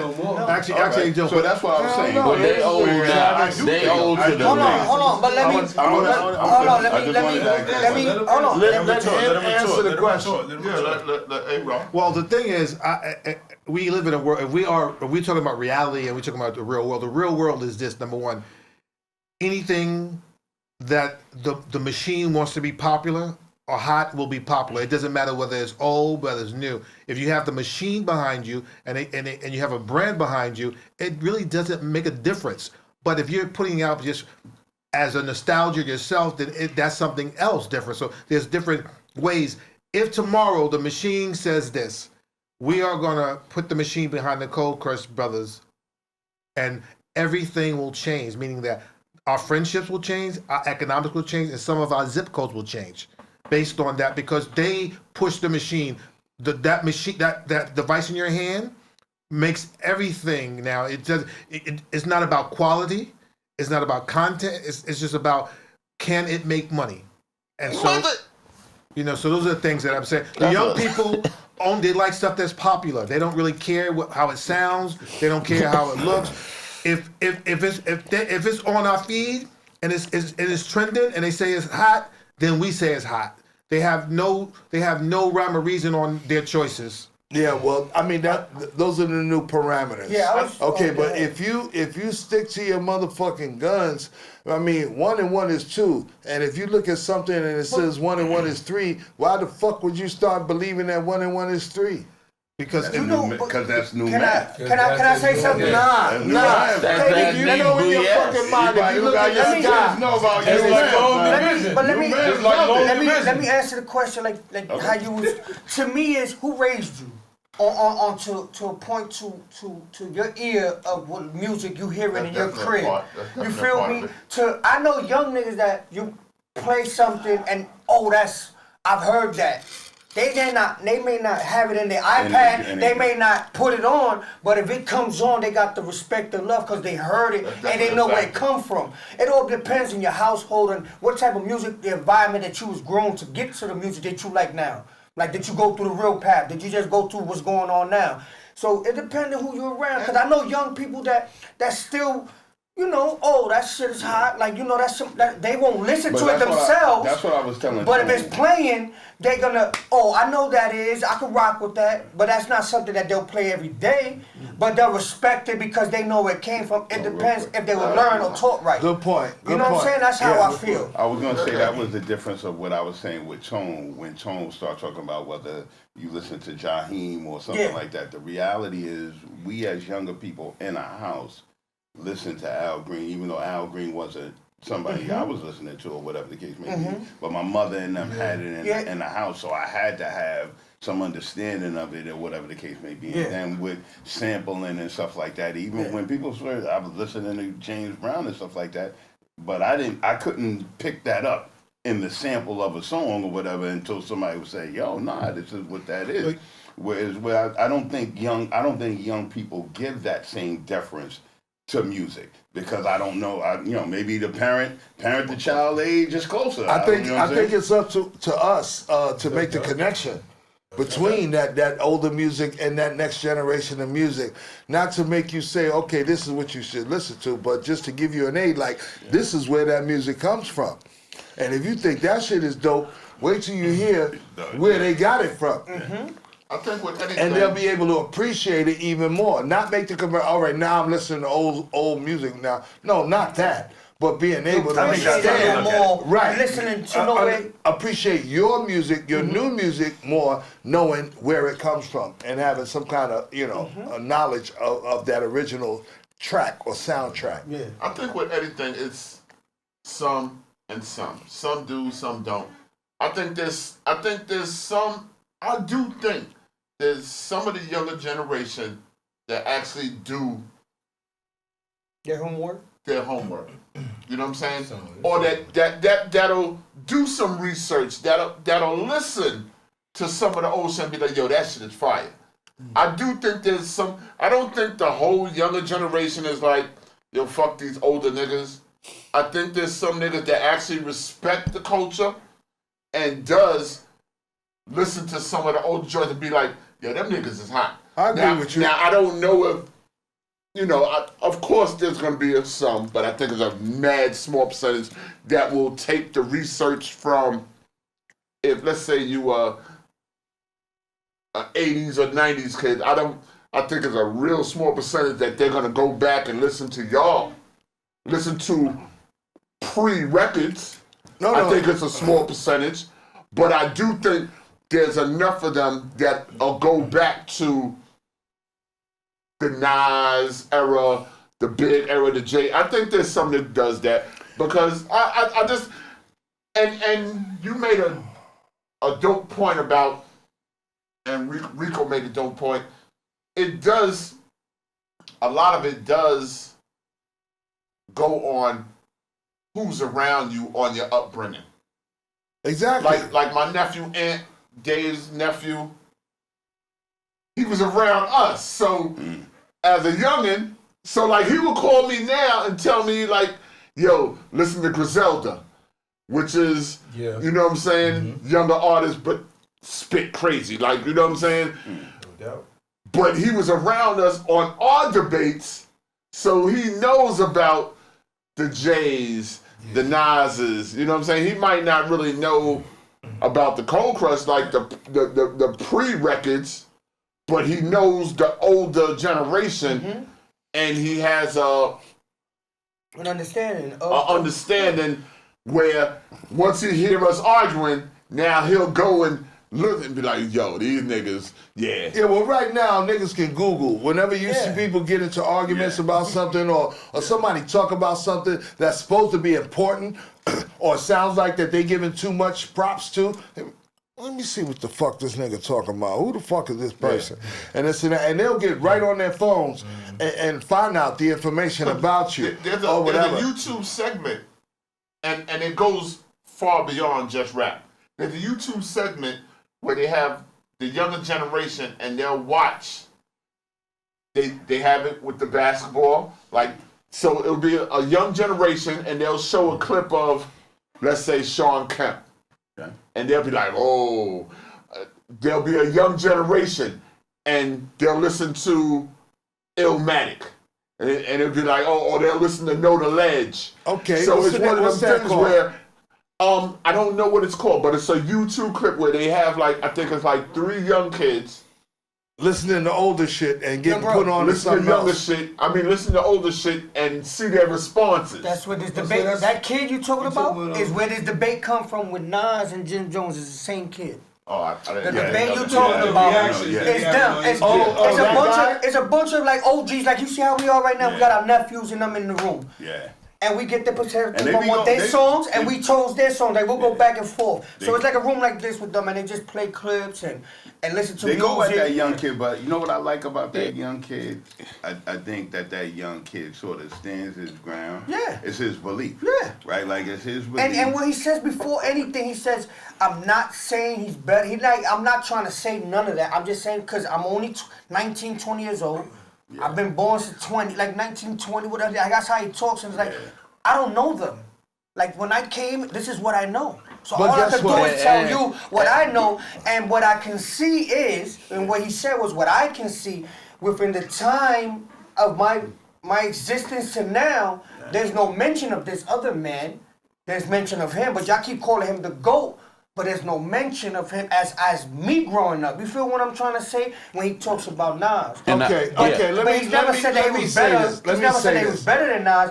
It was just like Understood. he was said noticeable. more relevant. No, no. and that What was he where said you know what I'm was, saying? He what said he more said was, is that Nas is more relevant. No, Jim. Okay. Jim is more relevant. That Jim is more relevant Yeah. than Nas Yeah. is. Yes. Okay, in this Now- generation. Now, just because you 19 and in your generation, from the time you started listening to hip hop, this is the influence that you got from it. There was a bigger influence going on, way bigger than that, but that was over your head. Cause you was just right here in where the streets was and what's this was. So yeah, that's more relevant to you. But in the total scope of hip hop, for you as a youngin, you ain't even in that position Yeah, to you put ain't Jim checking Jones certain past things. nothing because you wasn't around. You don't know nothing that came all them years before you. And there was so much here that happened before fucking Jim Jones was even ever fucking heard of. So for you to say that he's more relevant to something that has been here long before him is that's you being young and not being around to experience the so you can't answer the question as a whole. All you can answer it is from your perspective. You only been here for 20 But I fucking think years. that's what the young So man how said. That's big what is he your was trying to say. perspective? That's what the young But that's man what he was said. trying to I say. think- All right, well that's Nine. good. Then we'll think take that's what that. he did. With But your I- 20-year perspective, we'll take that. And that's what he was And we trying to say. understand what you're saying with your 20 years. But we looking at hip hop that's 50 years old. And the influences that this culture has had on us for 50 years. And just because you only experienced the last 20 of it doesn't negate the other 30. That's what I'm saying. Gotcha. And for that 20-year-old, it's where you're channeling your information that you get. Or your- Like if you're or your only interest. listening to Hot 97, Right. they You only only play his new listening to songs. right of here. course, you only getting Of course, a certain if you live in Harlem, then and all about Harlem, then everything Harlem is what you. And not even just Harlem, because if you were living in Harlem, you're getting to watch. They brought people out there interviewing people in Harlem, and there was a lot of people in Harlem that was like, yeah, he wilding with the nine. Yeah. But, I saw that. but if you're a young person and I don't want to say Hot 97 because I don't listen to radio, so I don't know. If you listening to if the only thing you listen FM to radio. is a radio station that plays young music, then that's your information channel. You know what I'm saying? So of course, you're only gonna hear. You're gonna believe Yeah, whatever you know what I'm saying? hear, You're not- and you're not what's listening to relevant a to wide- you is wide what you hear scope from that source. of information coming at you. Okay, well, Do you think that whatever genre it is, whether it's sports, whether it's whatever it is, do you think that for that thing to go further, there has to be at least a perception that the endeavor is progressing, right? Like in rap, right? Like if you can never get any greater than Kumo D, if you can never get any greater than Kumo D, does the rap genre go any further, right? It goes further every time you think somebody is pushing the envelope further, right? And some of what the problem is we as older people judging the genre, right? We're looking at these young dudes and we're saying, I don't really think they pushing the genre forward, right? Like, I don't think that they're pushing it farther. This is why we sort of have to stop at Jay-Z and those kind of dudes, because after them, I don't know that these dudes are pushing the genre further. They're making popular songs and they're doing great things or whatever the case may be, but they're not pushing it forward. They're not taking something that an artist did and say, word, I listened to Kaz's rhyme and I'm gonna, like, even like when you was talking about the chat GBT and you say, yo, I would listen to the chat GBT thing, but I would take that and then make it better, right? These dudes ain't making it better. Right, like, you know, and I think that, like I said, even if you look across sports, right, like I said, I guess basketball is the one thing that's having the problem with that. But you're not having that problem with other sports. You don't have hockey players saying you're not as good as Wayne Gretzky, so you ain't no good, and you're not as good as Babe Ruth, so you ain't no good. Everybody else, they're just rooting for their athletes or whatever. I think they do have that, but you're not in them circles to say that. I'm almost sure. There's probably I'm in those circles. I'm almost sure that those same arguments is going on. I'm in those circles. I'm almost sure that my son plays hockey. I'm almost sure that old school hockey players that watched hockey from this point to that point, they're having the same debate with a LeBron and a Jordan. I think Alex Ovechkin is nice, and I think they allowed him to be nice. They didn't say he wasn't nice because he's not better than. Because with any sport or any occupation, you always gonna have some judgment. A judgment from an old school great to a newer great. Was Ray Lewis? I think it has more to do with the media. Ray Lewis looked at as not nice because he wasn't, because many didn't think he was greater than Lawrence Taylor? No, he was nice. No, wait a minute. People was like, that argument is out if you ask a young football player, KB. You don't want to think about it, but if you ask a younger generation.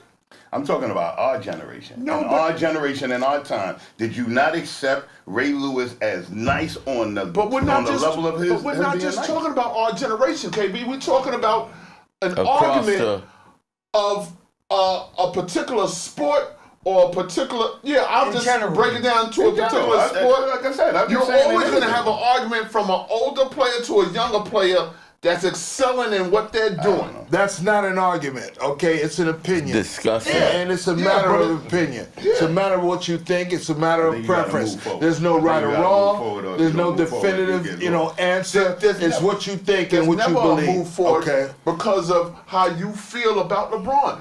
And I'm not saying there's nothing. I'm not. No. Say that name. All right. Take a shot. You say whatever you say. Take a shot. No, listen, KB. I'm just talking about load him up, man. KB, what I'm saying is your love for LeBron, it will never be just let's just move on because of your love for LeBron. I'm not going to say anything back. Go ahead and say whatever you're going to say. I'm just saying your love for LeBron, it will never be a just. We want you to stay tuned for the new podcast. Okay. It's called LeBron Against the World. Against the World. Okay. Who did this? I did. You did. This is your shot. It's your shot. I want to talk about MCs. Okay. All right. I want to talk about not rappers. I want to talk about MCs, and I want to talk to an MC about it. From the time from DJ Hollywood, which a lot of Harlem MCs derive their inspiration from. Roll across the floor. When we think of MCs, we think of lyricists. We think of rappers. We think of, you know what I mean? I want your because I personally don't do top 5 MCs, but I want to know who you consider some of your, not top 5, but favorite MCs. And you talking about from the origin? Period. Oh, Period. I don't want to pigeonhole our culture into any one particular thing, but it's so vast that it's a lot of shit to choose from. But when I say 1, 2, 3, 4, 5, that's not what I'm doing. Favorite. Your favorite. Oh, one of my personal favorites. Yeah, one of my personal favorite MCs is MC Hammer. Oh, okay. Now this is interesting. Because MC Hammer, what he does, he his entertainment level and the way he entertained and he brought the community in. See, I look at it from a whole perspective. Like everyone, and economically, he got endorsements when people were getting endorsements. He brought his community on the road with him, traveling around. He employed people. He took them off the streets. He taught he taught togetherness and how what a community can do if we work together, right? So that's one. Good choice. Okay. Thank you. I like That's one, and then you go into I'll say KRS-One because again he hit the social consciousness early in his career, and he stood for something other than just being an MC. His lyrics was connected to the community, bringing awareness to the art and the culture, and then we go to I would say I think I know. Chuck D. You gotta go Chuck D. The way you going. Hey, well, you can't persuade the witness. I mean, I'm going to do more. I just saw the way it was going. Don't persuade the witness. You have to look at it from a perspective. Also, Special K from the Treacherous 3. A lot of people look at Mo D as being the most prolific MC, but he is, according to, because he made records and he became popular. And he is really, really smart. But when you look into the details of an MC, Special K is a beyond like Inspector Deck, a scientist. He was beyond that level, and his ability to formulate words, to define it, break it down like a science. Like his delivery was incredible. And then commercial. Moving in a little bit more on the commercial side, you would look at we will look at an essence of 3 together, right? We look at Mel, Kaz, and Mo D. I'll put them in a section collectively together, based on their lyrical prowess, meaning the delivery, the impact that they had within a group and without a group, and their impact on the culture as far as moving the solo MC forward. Then you go into like I would put Rakim. I remember sitting in our rehearsal, and I was like, "Yo, I like Rakim," and they said Rakim was whack, and I was like, "I like Rakim. I like Rakim." Probably us. But I said, everybody was whack to us except us. I like Rakim because what Rakim did, again, number one, he comes from the subconscious to the conscious mind, delivering lyrics that connect to the people, and just sharing the stories in and out of his life. And then you go to Chuck D as a more of a Gil Scott-Heron MC, delivering social consciousness with the dope beats underneath them. And then Virgo to Virgo, we go to my brother Nas. Nas just he brought his community with him, and also one of the most, I think, prolific songs he did was with his father, showing an intergenerational connection with him and his dad when he did that song, showing his father connection to the music that he did and bringing a hip hop thing together. I don't think that gets enough props. So those are some, and then from an entertainment perspective, you add. You're going beyond 5 though. All right, I did. Hey, listen, stopped. Our movements I was can't be trying to stopped. hold on. Our movement can't be stopped. You about at 20. No, The movements you can't stop. No, but I would no like doubt, to. I like no to share doubt. this. It's all good. Prior to me beginning, I did a song, I'm going beyond 5. It's all So, you know, when you. I didn't know you were going to 20 though. No, I mean, you know, hip hop is called infinity, right? So then you look at an MC like MC Globe. A lot of people are really not connected to MC Globe. His style, his flow, how he synthesized words, and and like that. So so those are some of my MCs, GMC. I know your spectrum is from there to Staten Island. No, but see, with your respect, but his spectrum is large because he went from Hammer, from just a creative showmanship and bringing the community to a Rakim and a Nas from a lyrical standpoint. So from that spectrum, it's a lot of shit in between that. You know what I'm saying? So Yeah. I respect the long spectrum in between his collective of the 5 MCs. You have to. I think. See, one of the things that I've noticed around the world, like when people are talking about, they always want to top this, top that. There is no top. There it's called impact.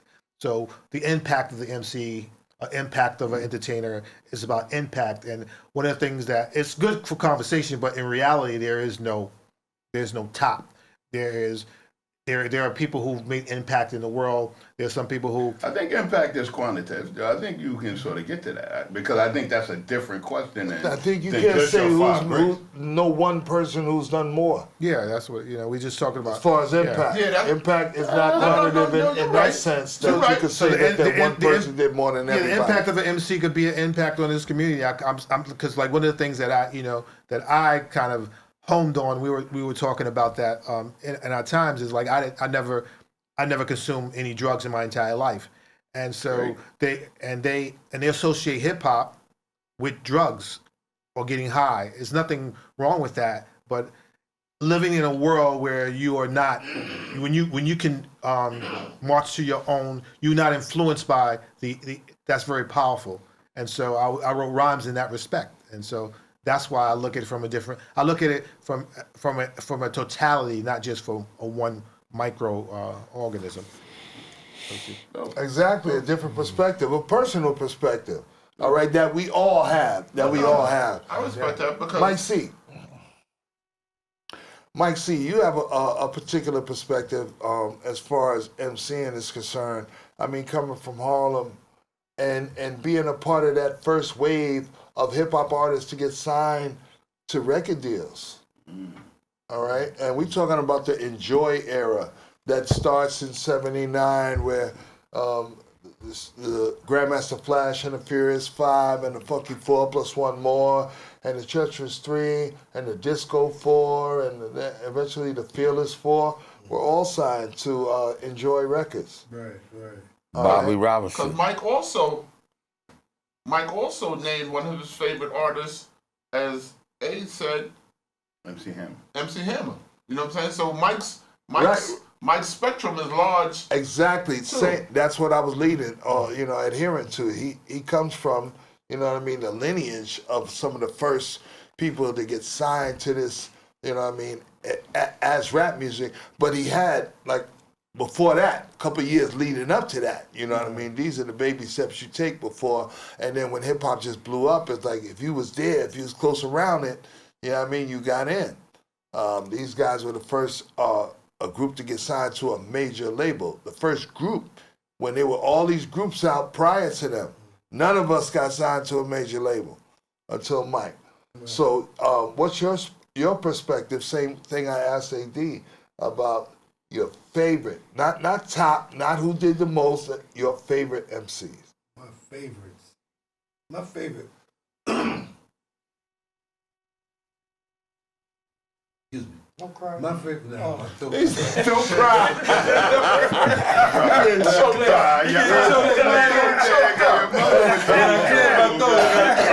I got love in my thought. I got emotion. This first guy. I got emotion. I think my favorite MC. Well, you got 5. You got 5. Yeah, but I have 5. All right, Not 20 though. Not 20. 5. not 20. 5, and I'm not going to talk about as far as what they did in the whole span. Nigga, just say the Just say the five. five. Shoot the 5, son. Kool Mo D is definitely one of my favorite MCs. All right. Melly Mel is one of my favorites. I like Jay-Z. I do. I like Rakim. And I like Nas. I like Cass. And I'll say you better say all right, Cass, that's so you can 6. get a ride home. Now you fucked up because you didn't put me in your top 5. You on the train? So Don't be on the train. there's somebody Take else the y'all make me train. forget. Take the train. Make me forget. Well, you got 6, so Yeah, you got 6, else? so Go ahead to 10, son. Go ahead to 10. it's what it is. go to 7. DMX. Yeah, Okay. No. I think he's in everybody's motherfucking favorite. he is. Yeah, I mean. That boy different. Tone, let me hear yours.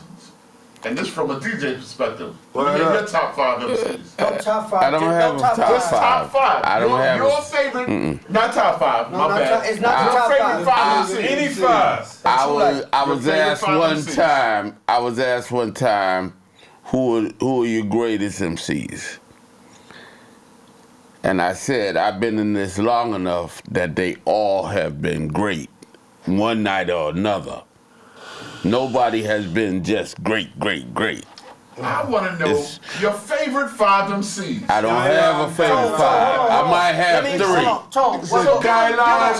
hold on, Tone, what we trying to Listen, Tone, hold on, Dialogue. what we're trying to say is, hold on, what we're trying to say is, like, if you listen to Listen, he know what you're trying to say. you listening to a joint, 5 joints that you play. this man right I'll here. give you 3. I've been knowing him since the 70s. I've been listening to him, hearing him since the 70s. You need to take a shot if you know this man since the 70s. I see. I've been one of his best friends since the 2000s, and good Lord. Yeah, good. My pressure's up to here. Listen, Alright. I seen him go up against Mel and Creole, rhyme for about an hour, maybe an hour and a half. He didn't let up. Everybody, all of us was there. It was him, Mel, and Creole going rhyme for rhymes. This is the greatest motherfucker right here. And not because he's my MC. And this is his Not that my show. shorts are silver. But I seen him from here to there, and he's still a bad motherfucker. No doubt. No doubt.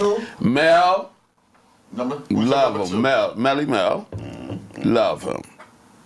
I got the Modis, and I got the Rakims and all that. But I'm talking about lyrically speaking. These are 2 of the most baddest motherfuckers that changed motherfuckers like Big Daddy Kane mind. No doubt. Send them back to the table. No doubt. When I hear LL say, yo, I'm an MC called the Cold Crush. But I seen Cash when he was casting over Fly, the Mighty Force, and all that. The rhyme with the one-handed man, all that. I know some of his rhymes that Cass has never heard before. And I'm saying I get down with Breakout when it's just KK Rockwell and there ain't no Funky 4. Word. So I've been in this for a long time, and I've seen him throughout the years be great. That's facts. No doubt. Change people's minds, change people's rhyme style, all that shit. This ain't by accident. It ain't by accident. Fucking accident. You know, and I like Ice Cube. I mean, as far as records, Ice Cube, America, whatever, my shit, yeah, all that shit. No. He was getting ready to go, son. Yeah, but we're talking about his favorite MCs. He said a favorite record. I'm just trying to break it down some. KB. Our time, we getting close to our time, all right? So he said me. Cass, Okay. He said Mel. Can I get one more? I go of with your Ice favorite Cube. MCs? I go with Ice Cube. Favorite MCs. I go with I love Rakim. some of his records. But we talking recording artists. I don't look at them as MCs. That's what he's trying to say. We're not talking about recording artists. Your favorite 3 MCs. Period. You said Caz, you said Mel. Give me one more. That are your favorite. No, but that's an artist. That's not what he's talking about. Listen to me, KB. He right. Listen to me, KB. He's saying I'm right. He said I like Ice Cube. I like certain records. Listen to me, KB. I know you got the spit face on, but I'm talking about MCs. He knows what I'm talking about. He said Caz. He said Mel as an MC. Who's your third MC if you had to put it in the classification? KP, I'm going on. I just want to clear up time by keeping saying the same shit. I'm going off the stage. I'm going off straight from the beginning of hip hop. I'm talking about Kid Creole. No doubt. All right, say that. I'm talking about Kid Creole. Kid Creole would get on the mic and be on it like a hound dog. No doubt. He got the switch behind his leg with the echo. He controlling his echo. And he a good 30 minutes. No doubt. That's what I want to hear. Yeah, all that. Controlling the echo himself. No doubt. When they had the light switch, the doorbell, when they was making their own switch. Yeah, I saw that. You talking about a lot of shit that people don't really like, huh? Yeah. What the fuck? What? Yeah. I mean, but you said MCs. No, exactly. You're absolutely right. Yeah. You did your thing. Exactly. The innovations that were made by the early pioneers of hip hop were fucking amazing. If you knew the things that we did and the things that we had to do just to play, just to keep this thing going, when people were looking at us like, what the fuck is y'all doing? What's that bullshit y'all doing? What's that old hibbity hop shit that y'all doing? Trying to dismiss what we were doing like we were second-class citizens, like we were like clowns, like what you spinning around on the floor fucking up your sneakers for?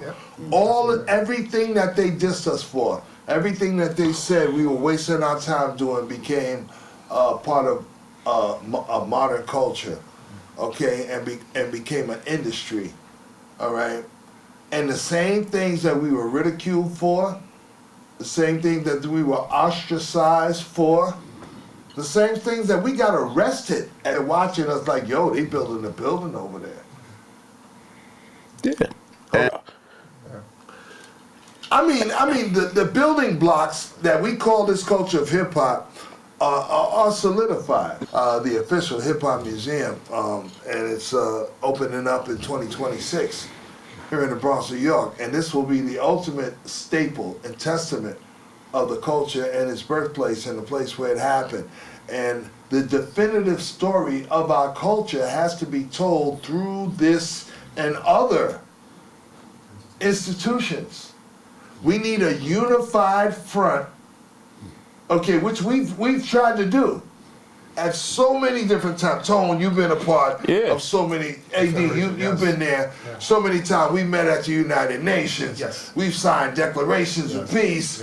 We've done all this thing. I try to create an entity, CEO Entertainment for the empowerment of hip hop's old school and all of these different things.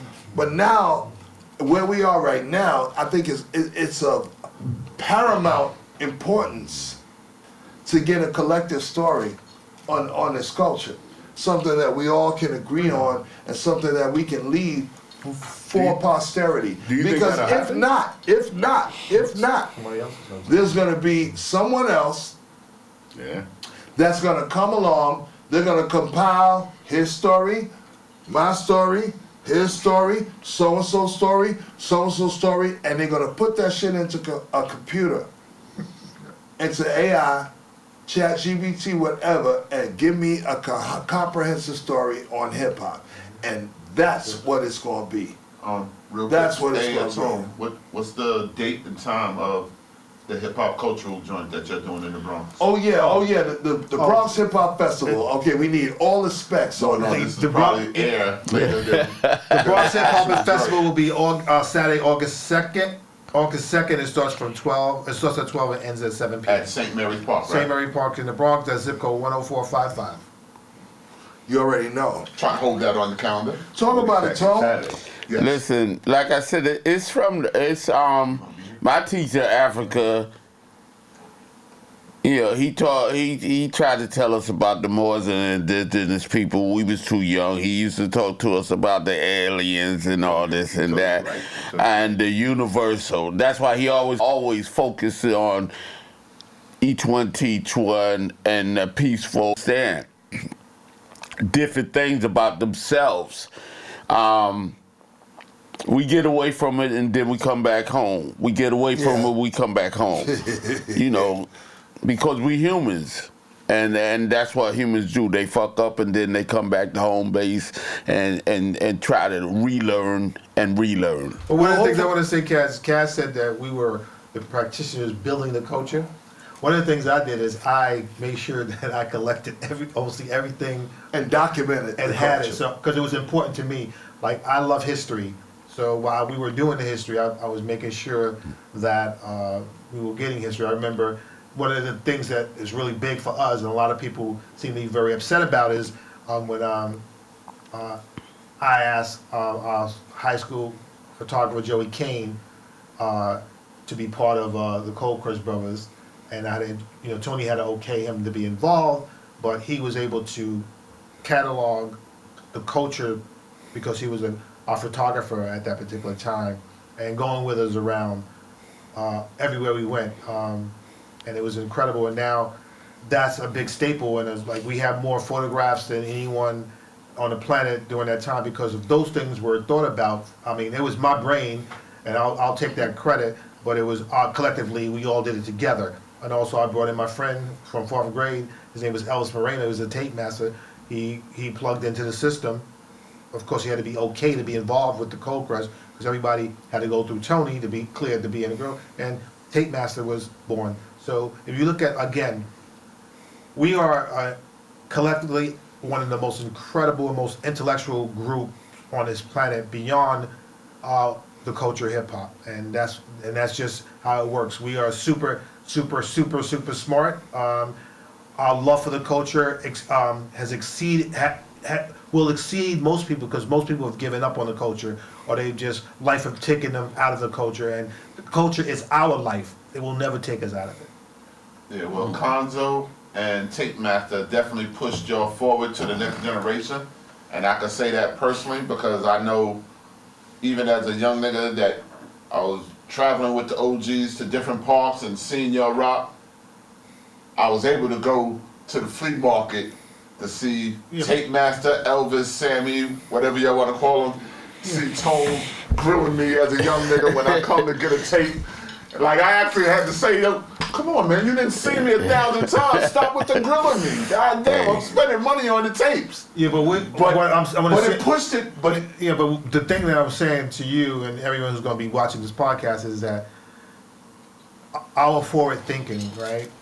Projection. I mean, earlier when we were talking and you asked me, we were just talking, asked me a question. I project, right? Some people have foresight, and some people just, some people just stay in it, right? So we see beyond what's in front of us, and that's what made us special, and that's why we had all those entities. There's the Cold Crush Brothers, and Tony put the Cold Crush Brothers together because he wanted us to be. Okay. But to build on what I was saying, We don't start out drunk. but to build on what I'm saying, No, y'all are dope. no matter who put the scheme together Y'all are between Conzo and Tape Master, Elvis, or Sammy, it definitely puts y'all into a realm of people hearing y'all that wasn't able to go to the go park. to the park, yeah. So that was the point. We had a few components no doubt, but saying it was what dope. you said. It was dope. Because Sammy, aka Tape Master, he recorded all our parties. He gave people access to hearing us when they weren't able to come see us. No, it was so the dope. sound of the It was Cold Crush dope. got out. Cisco, who did the early Charlie Chase and then later Cold Crush flyers, was another proponent that got our name out to the public because the attraction of people seeing the flyers and how dope they was. They kept those flyers and collected those. So a lot of the early things that you'll see from us were live. The second set of series of flyers that came out on the Cold Crush Brothers, that Buddy Esquire and Teddy Riley and Phase 2 did $1 for each picture, and they try to kill me because they're like, well, we're gonna pay those dollars for the picture. But the concept was imagery, people to remember. You have something to remember. And then we not only gave out 50 photographs every show. I got a friend, and he used to make posters of our pictures. So we gave out 50 pictures and 50 posters. On the tape master thing, tapes went not only in America, went to people in the armed forces in France, in Germany, in Italy. So distribution. So it may sound easy to say that, it was a well thought out plan to make sure that our impact will be there forever, and it's here forever. It was just solidified. Yeah, I'm definitely not saying it was easy, but I just want to emphasize what you're saying, because as a person that was right under your generation, Yes. I personally went to Tape Master, Elvis, Sammy, got tapes. I was one of the few in my area that had almost every tape, and then they would get the tape and dupe it. They would, you know what I'm saying? So it spread like wildfire. Like even the younger even my generation that couldn't get to the certain parks. Like I was privy that my pops and moms had a certain level of, they know this little nigga could take care of himself. So I had my curfew was higher than everybody else's in my age bracket. Doing I broke that shit too.